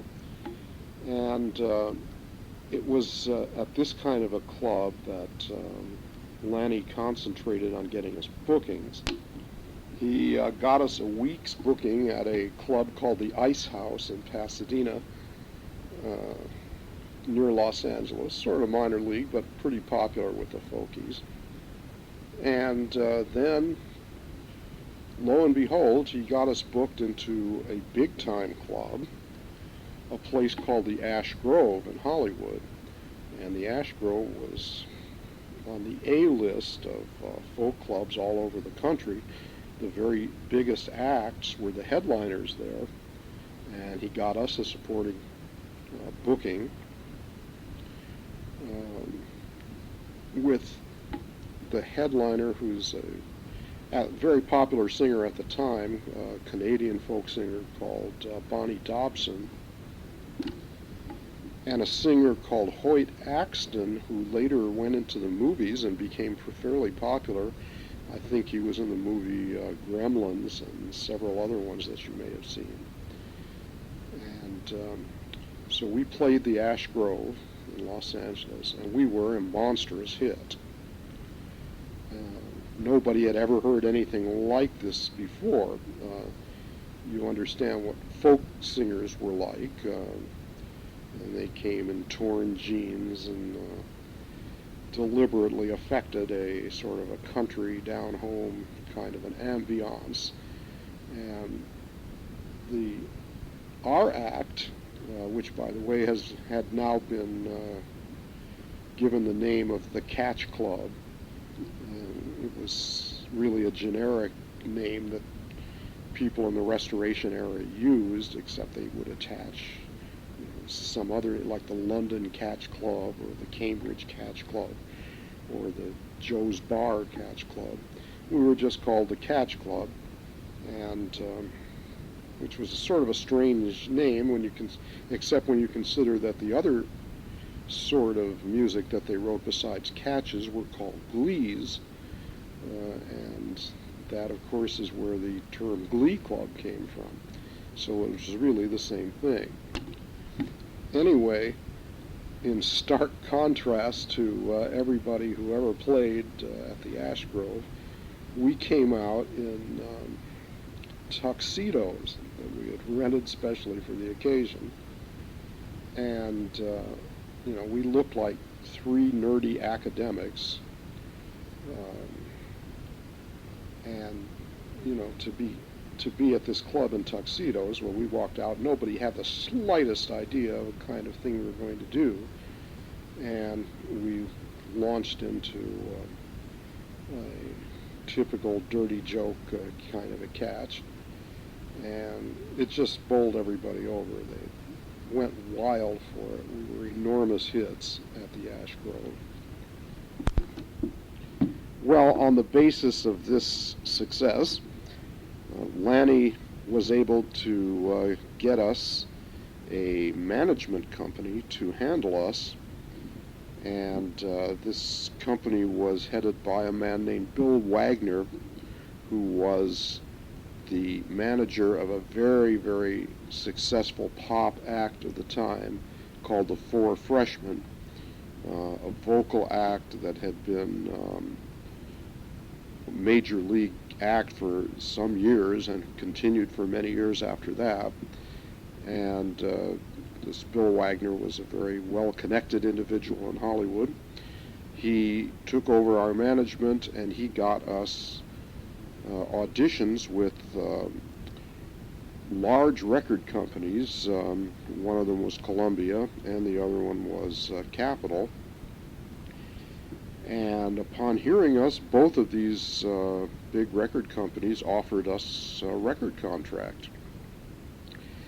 And I, as the head of the act, chose to go with Capitol, probably because I liked the Capitol Records building on Hollywood and Vine so much, and it seemed pretty glamorous to me.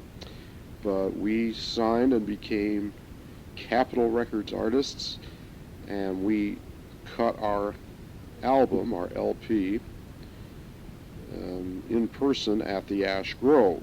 We were there for an extended engagement, and they brought down the sound truck, and we actually did the recording in front of a live audience there. Well, they released the recording, which we probably bought more of than anybody else in the United States. And this was the start of a tour that lasted just about the rest of that year. We went to San Francisco and Denver. We went to Chicago, New York, Philadelphia, Toronto, and Vancouver, BC, playing in folk music clubs. And it was a very memorable year for me.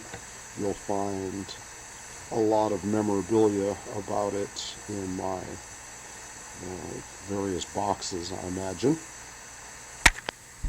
Even though we were very favorably reviewed everywhere we went, and audiences loved us, and we even got a little write-up in Time magazine, there was really no future for this group.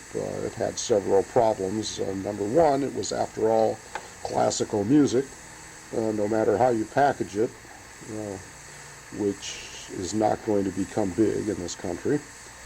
And number two, for the time, the early 60s, the act was really just too dirty to sustain itself on any kind of radio or TV. Of course, today it would be looked at as impossibly quaint and old-fashioned, but it was really close to pornography in 1962. So when the tour was over, we came back home. We disbanded, and none of us regretted the time, but we all went on to different things. Ted Rusoff, one of the other members, moved to Rome. His uncle ran American International Studios, and he went to work for them. He still lives in Rome today, about 40 years later, and we are in constant touch via email, and he came up here recently to visit. I hadn't seen him for all those years. Larry, we saw a couple of times shortly after the breakup and lost track of him. Googled him but couldn't find anything. He's quite possibly deceased, as he was some years older than we were anyway. Well, I re-enrolled at UCLA at the graduate school and set out to get my teaching credential, which I did in 1963, and then got my first teaching job just coincidentally back in Riverside, or near Riverside, where I had moved away from and never thought I'd ever live again. But I got a job in a little town called Sunnymead, which is in the Moreno Valley district, M-O-R-E-N-O, Moreno Valley, about 15, 20 miles out of Riverside. And Sunnymead is really a bedroom community for March Air Force Base. That's the reason for its existence. And the whole school district serves that Air Force Base, the families there. I was hired there in 1964 to teach vocal and general music at the junior high and the senior high. There, Alessandro Junior High School and Moreno Valley High, which I did the first year. The second year, the schools had expanded to the point where they needed a full-time teacher at both schools. They gave me my choice, and I chose to go to the junior high school, where I taught for the next 5 years vocal and general music, glee club. This I found highly rewarding, and I think that if I had stayed at that school, I probably would have never left teaching. That was by far my most pleasant experience as a teacher. When I started there were 11 kids enrolled in the choir, and by the time I left, 6 years later, there were 150 meeting in 3 different periods of choir. And my role in the building of that program, I think, was my outstanding achievement in teaching, if I have such a thing.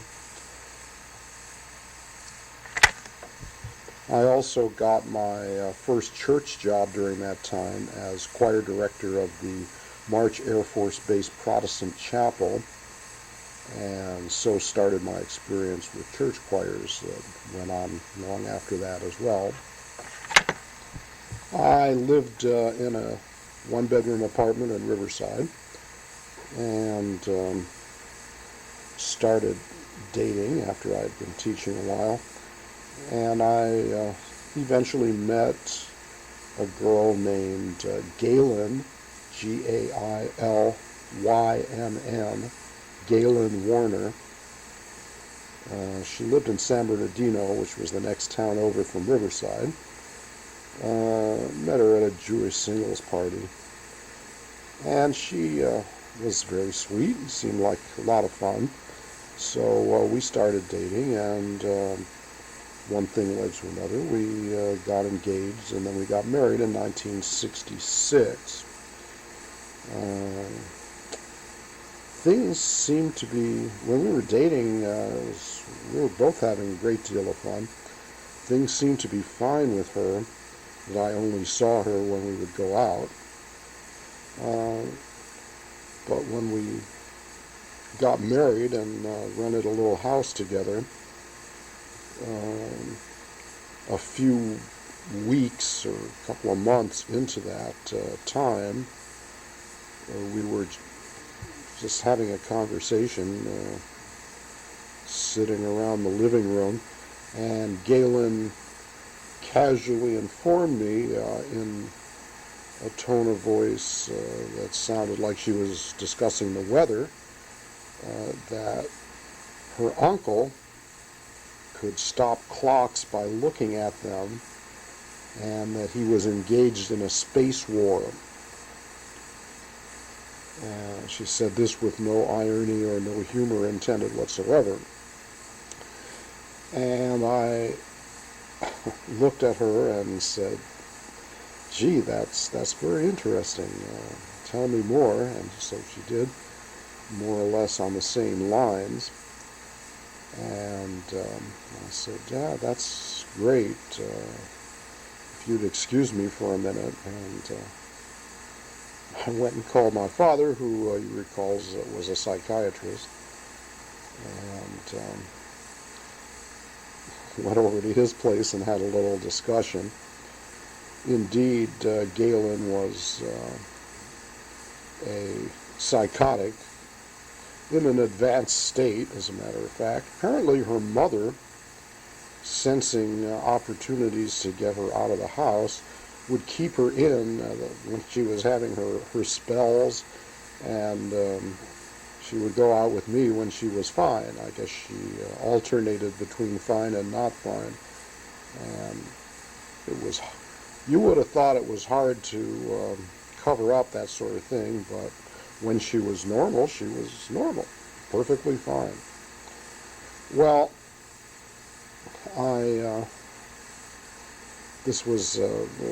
we were married for a total of 6 months. I filed for divorce as soon as I realized what the situation was.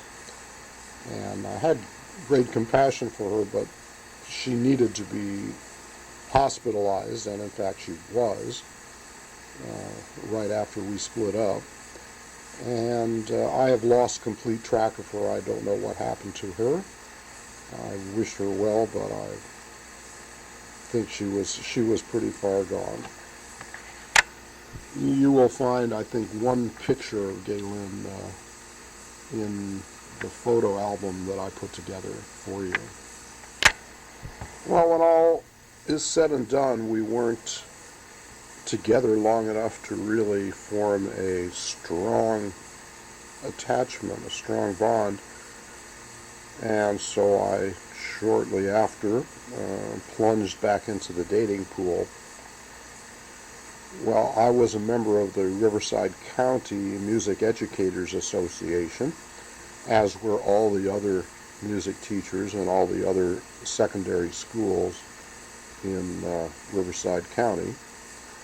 And there were regularly scheduled meetings and concerts and institutes where all the music teachers would get together, and there would be all school concerts that would feature 8 or 10 or 12 different choirs, and there would be contests with prominent choral musicians as adjudicators, and this was a regular thing. And it was at one of those music educators meetings that I met your mother, who was my opposite number, the junior high school choral director and general music teacher at Harupa Junior High School in West Riverside. Our courtship and dating were quite ordinary, just like a million other people's, with nothing particularly to distinguish it. We dated, we got engaged. She went to the University of Oregon in Eugene to get her master's degree, and after that she came back and we got married. We moved from Riverside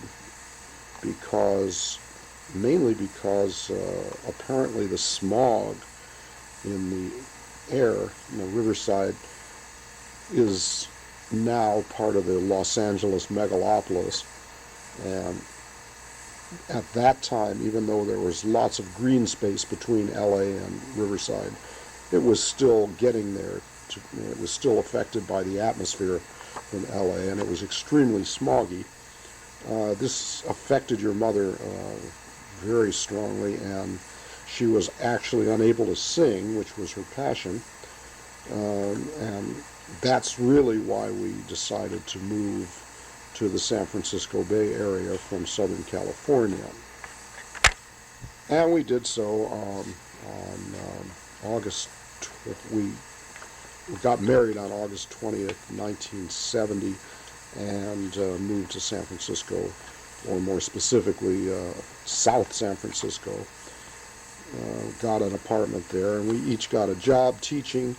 Mom at the same job which she just has now retired from, and I taught at the Jefferson Elementary School District in Daly City. At Ben Franklin Middle School, I still taught the same 7th and 8th grade classes I had taught at Alessandro.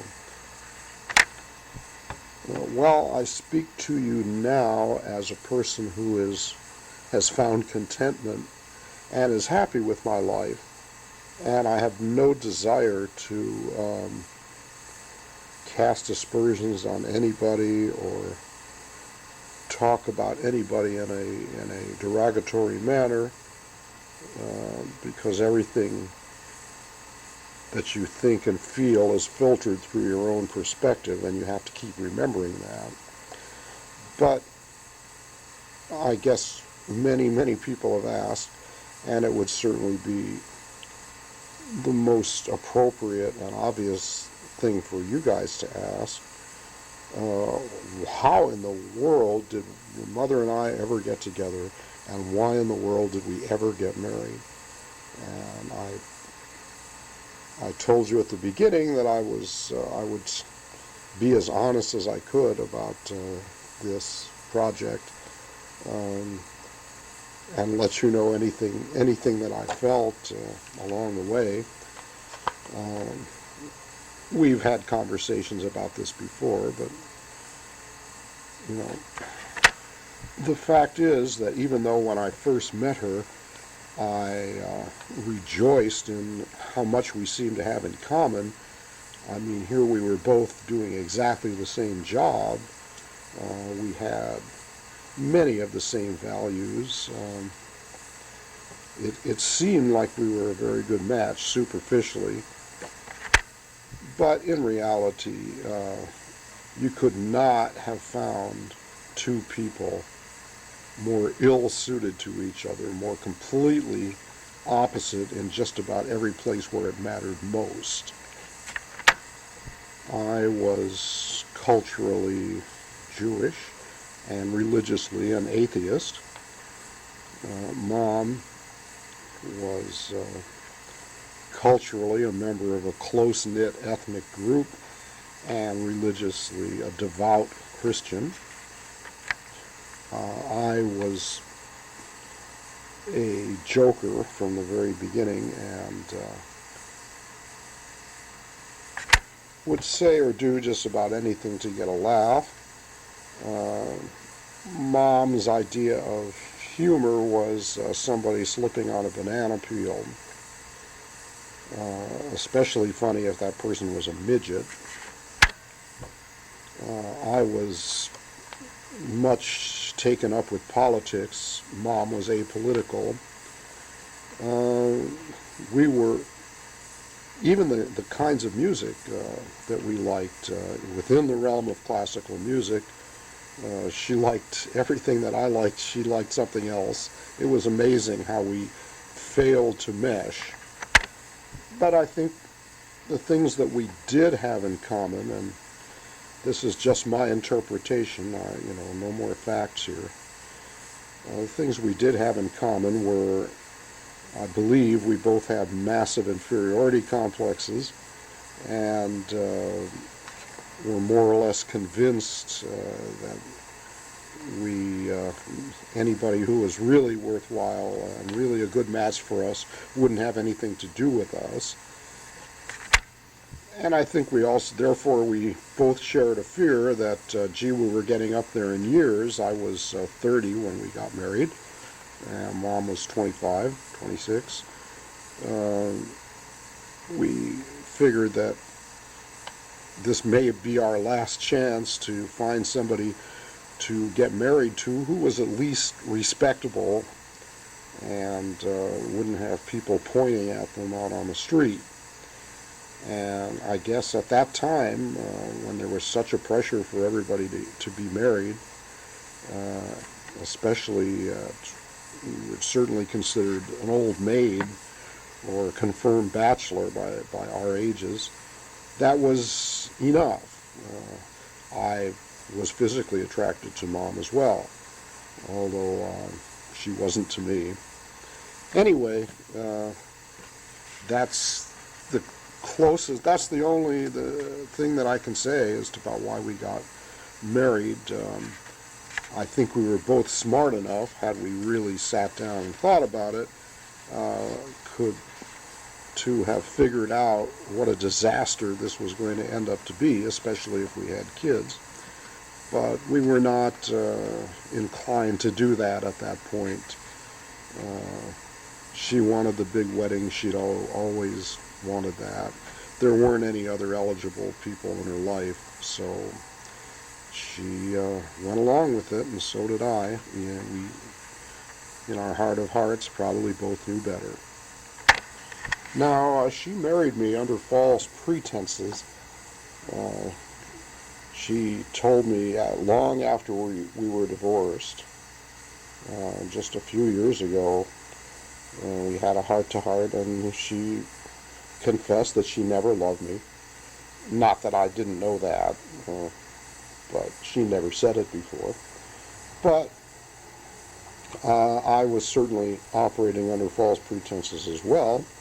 I converted, quote unquote, to Christianity just in order to get married to her and have a church wedding without any intention whatsoever of becoming any kind of a Christian. I was a Jewish atheist, and I was going to stay a Jewish atheist. Didn't matter to me what other people thought I was. Didn't matter to me that I'd have to go to church and sit there. It was just a non-issue with me. So, we were not honest with each other from the very beginning, and the results were predictable. As we continued to live together, well, when we moved to South San Francisco, to our first apartment, about a month into that, we met the man upstairs of our apartment who turned out to be our best friend subsequently. His name was Pete Masterson. And we bumped into him in the hall and struck up a conversation, and he came over. And he said he had seen us, while he was emptying the garbage and going to his car, but he didn't come over and introduce himself because he lived above us and he heard us below screaming and yelling at each other so much that he thought sure we would not be living there long, that we would break up immediately and get a divorce, and so why bother even coming down to meet us. As we continued along our married path and got to know each other more and more, it became more obvious what a match made in hell this was. And it was clear to me by the time we'd been married a couple of years that everything that I prized most about myself were the things that she objected to most, and vice versa. This is not a very good prescription for a happy marriage. I would say that by the 5-year mark, I had had enough and just was miserable from that point and really wanted out. And yet when we finally got a divorce, we had been married for 22 years. Such is the power of inertia and hopelessness. I'm sure Mom's assessment of our marriage by that same time was the same as mine was, though we never spoke about it. So I guess we celebrated our mutual dislike and hopelessness about our marriage by having another child. Very smart. But of course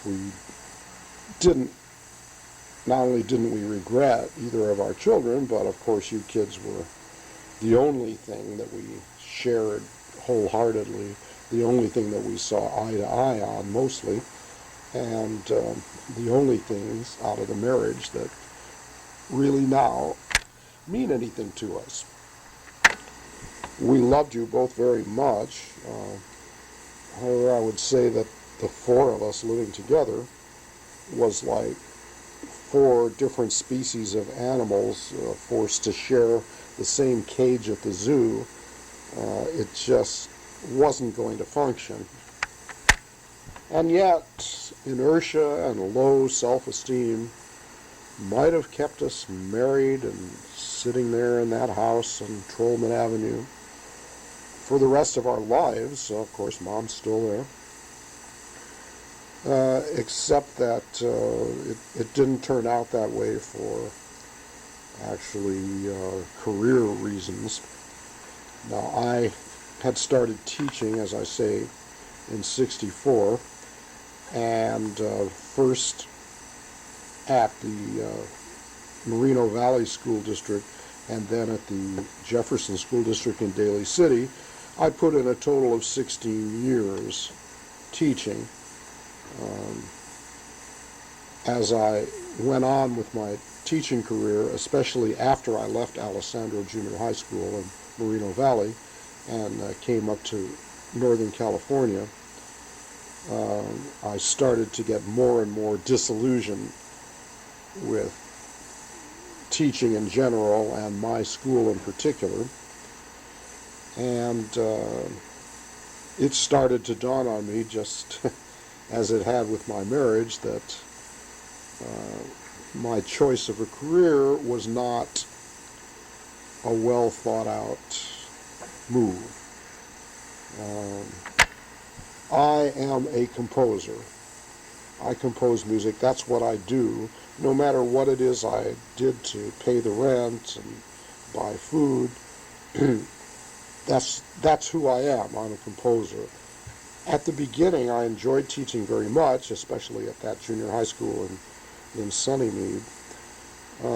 But that was, I think, a extraordinarily good school with just by luck, the principal was a wonderful man.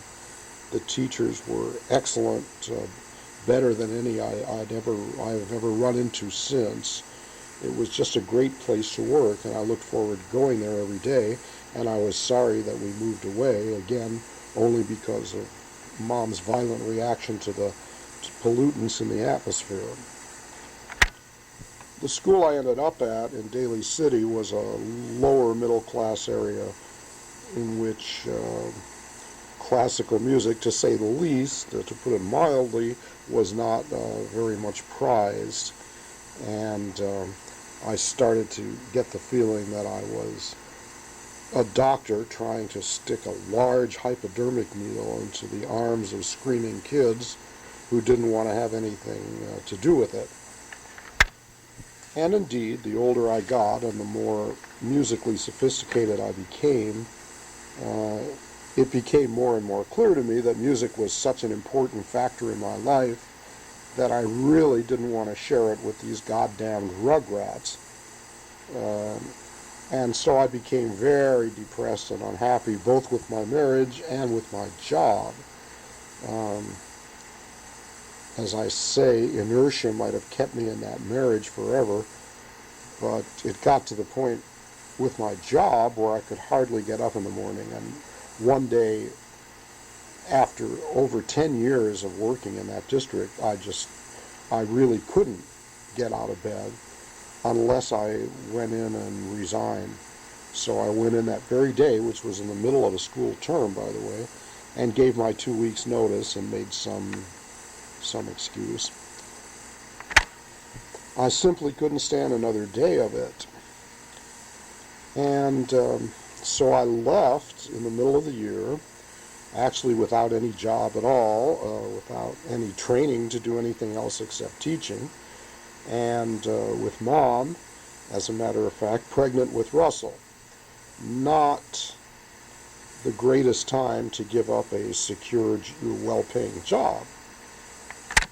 But I will have to say, Mom did back me. She saw how miserable I was teaching, and her school was no bed of roses either. So she understood, and she hung in there with me. Well, I cast about for another career, and at first I had the idea to own and operate a catering truck, which I think Ray remembers that I did.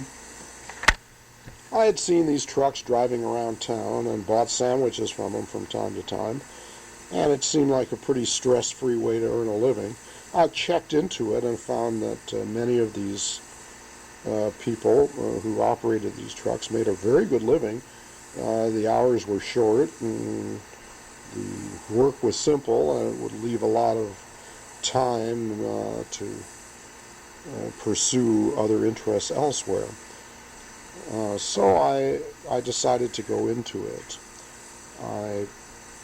My plan was to withdraw my savings from the California Teachers Pension Fund and use a portion of that to buy a truck. Now, what you did with this catering stuff was you were an independent businessman. You bought your own truck and you, quote, bought a route, unquote.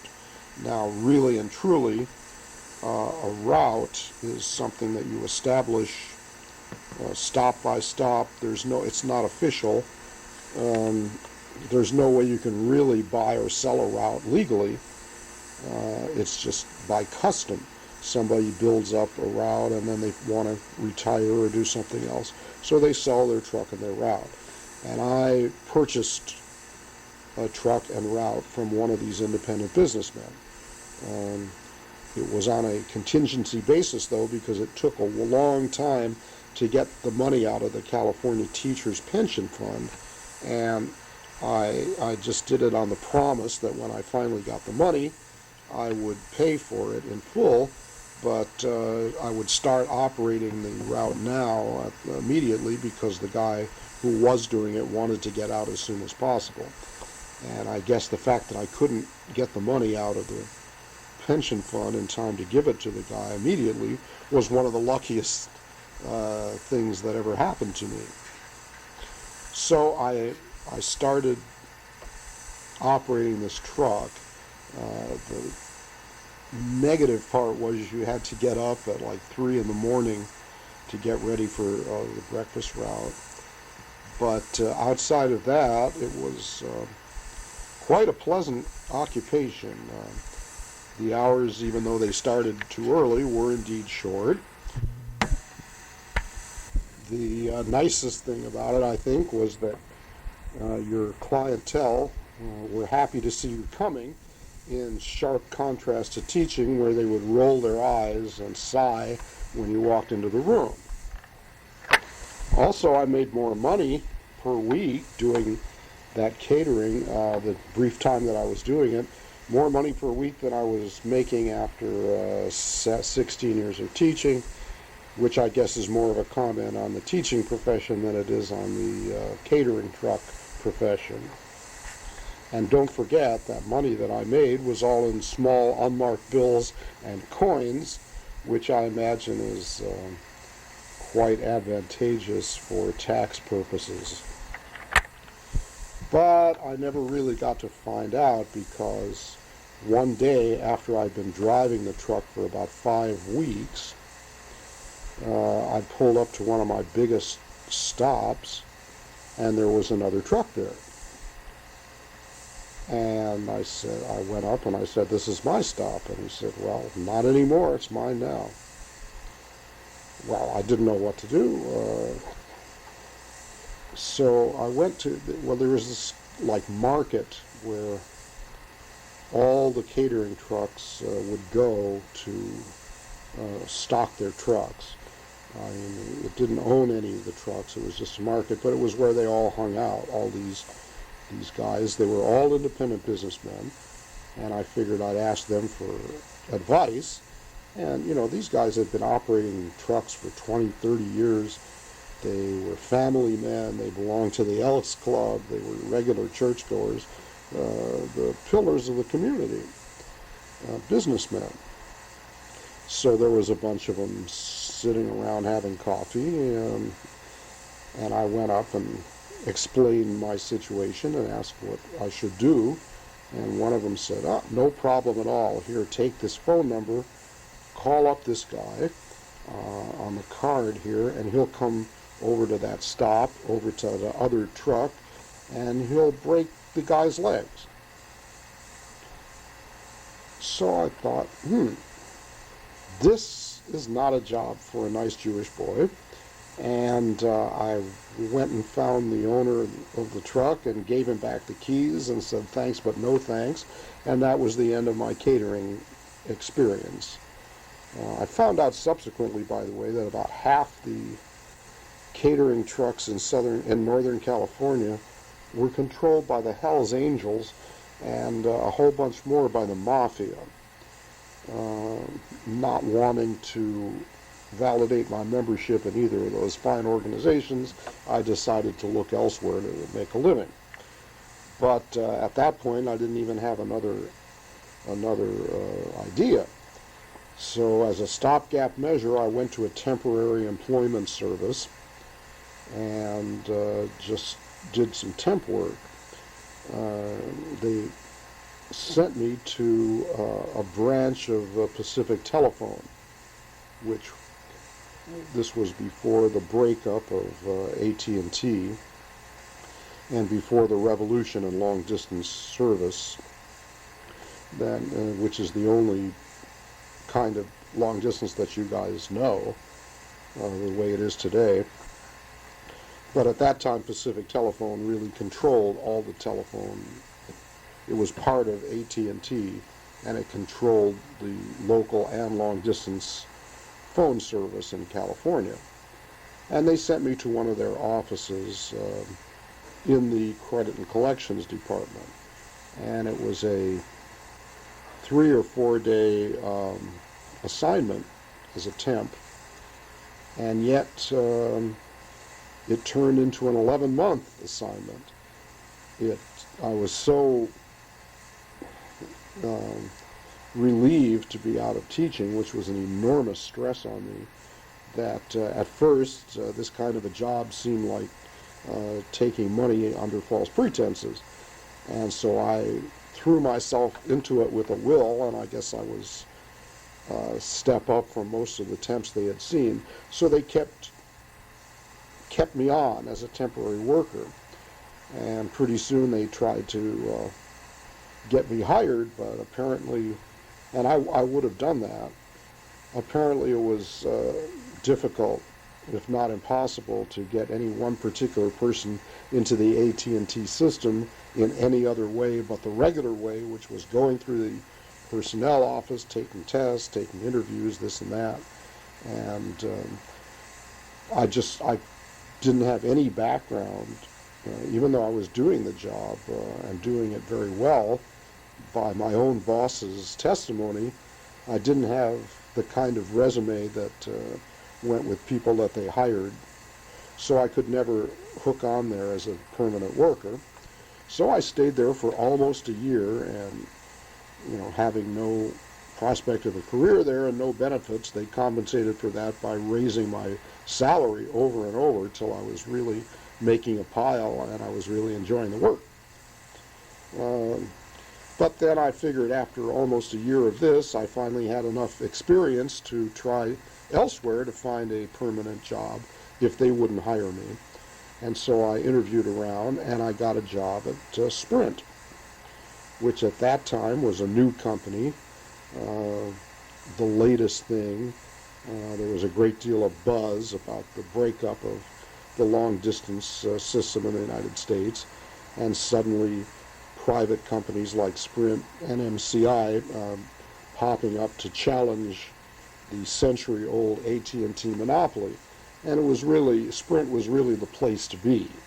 So I joined Sprint as a credit and collections clerk, flunky, whatever you call it, a QB monkey, and settled into my career at Sprint.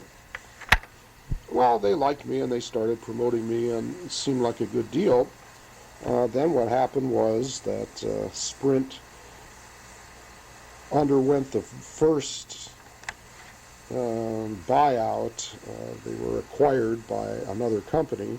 This has happened to them, God, I don't know how many times since, and I'm sure they're not through yet, and I'm sure they won't be through until all the long-distance companies are one big monopoly all over again. But they were bought by another company. Their original company, they were originally an offshoot of all things of the Southern Pacific Railroad. Very few people know that. Why they got in the phone business, I don't know. But the first three letters of Sprint really originally stood for Southern Pacific Railroad.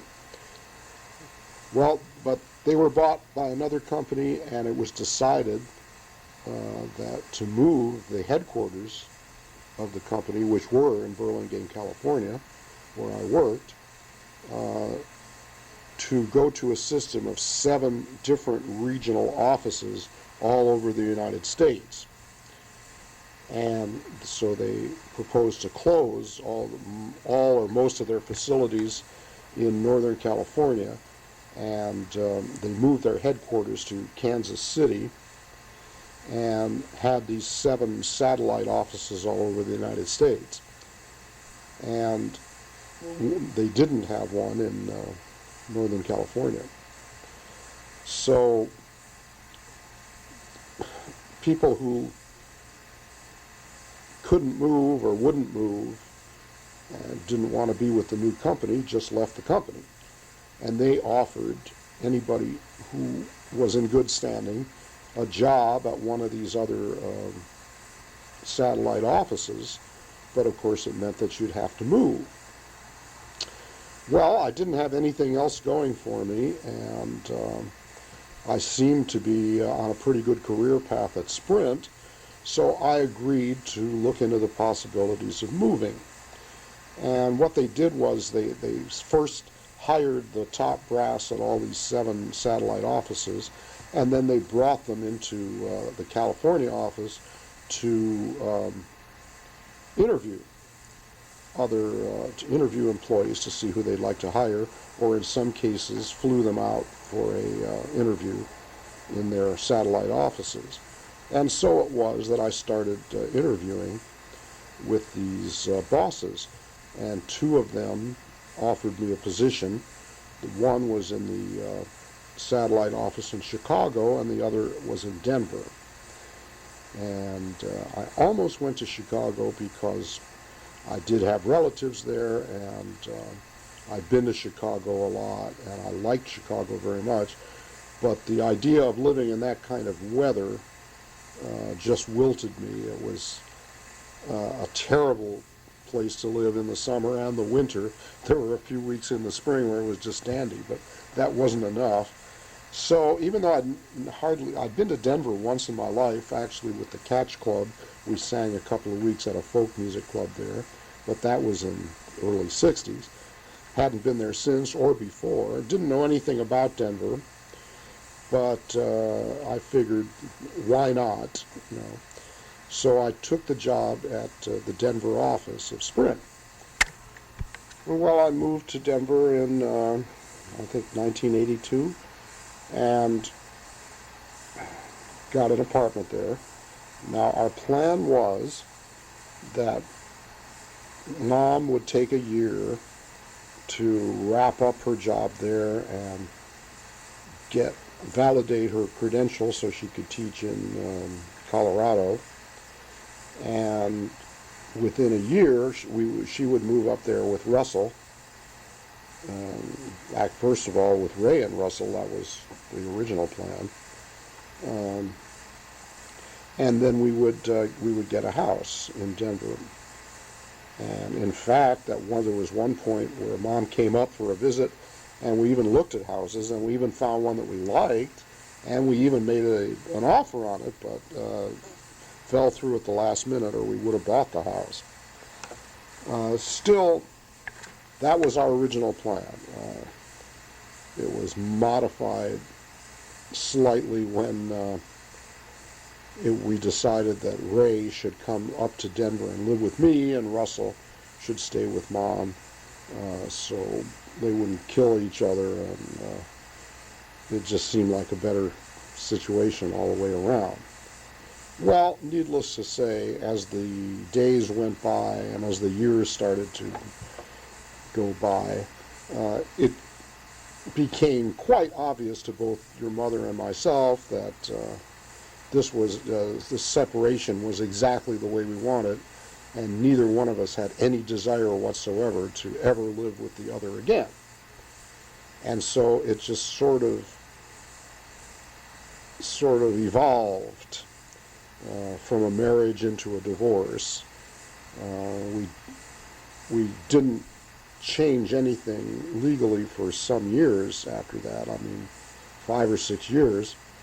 We were still married. We were just, and we weren't even legally separated. We just lived in 2 different states, and basically that was the way we wanted it.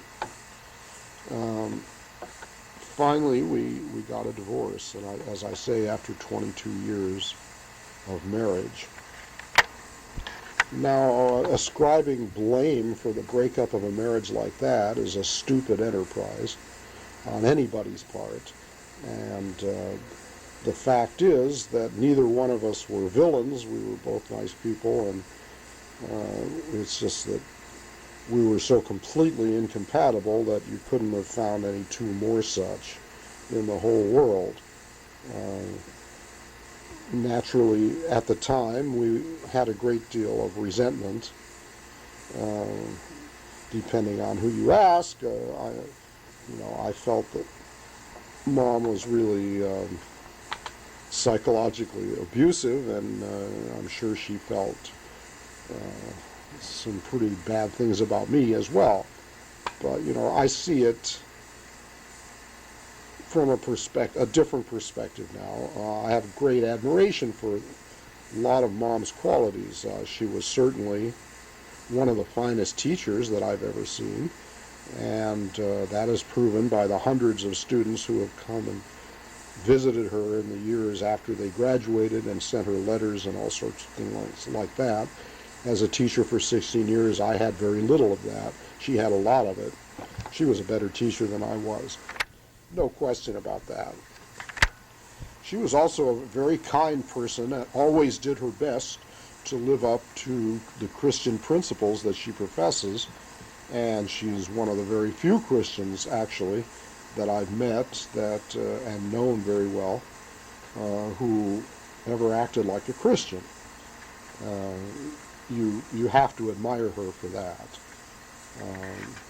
We had some good times, and there were many people in her family that I liked. I liked her siblings, and we spent a lot of time together, and all their various husbands and wives. And it was fun to get together during the holidays and all be together. I loved my mother-in-law very much and had a very warm relationship with her. Got along with her much better than I ever got along with Mom, by the way. Actually, I said I wasn't going to cast aspersions on anybody, but I'll make an exception to that. My father-in-law, who is unaccountably still alive, he must be 150 years old by now, is one of the biggest sons of a bitch I ever met. He deserves to burn in hell. His name is Reinholds Danilovs, and his name will go down in infamy. As both you kids know, he was a serial child molester, and he was anti-Semitic to the point where I'm sure that he was a Nazi during World War II, literally. Just a very unsavory human being, one of the worst I've ever met. And he can go to hell, and I hope he does very soon. But other than that, I hold no bitterness for the whole deal. Mom is, like I say, in many ways a very praiseworthy person, and she has a lot to give to the right man. God knows I was not that man. Well, now we have come to the part of the narrative where you kids remember. You know what happened after this. Or in other words, we've come to the end of the tape. You know that I was married again after this to Connie, about whom, other than what you remember, I have nothing further to say. I worked in a couple of other offices doing the same meaningless work I did for Sprint. And eventually I retired, and you know all about it.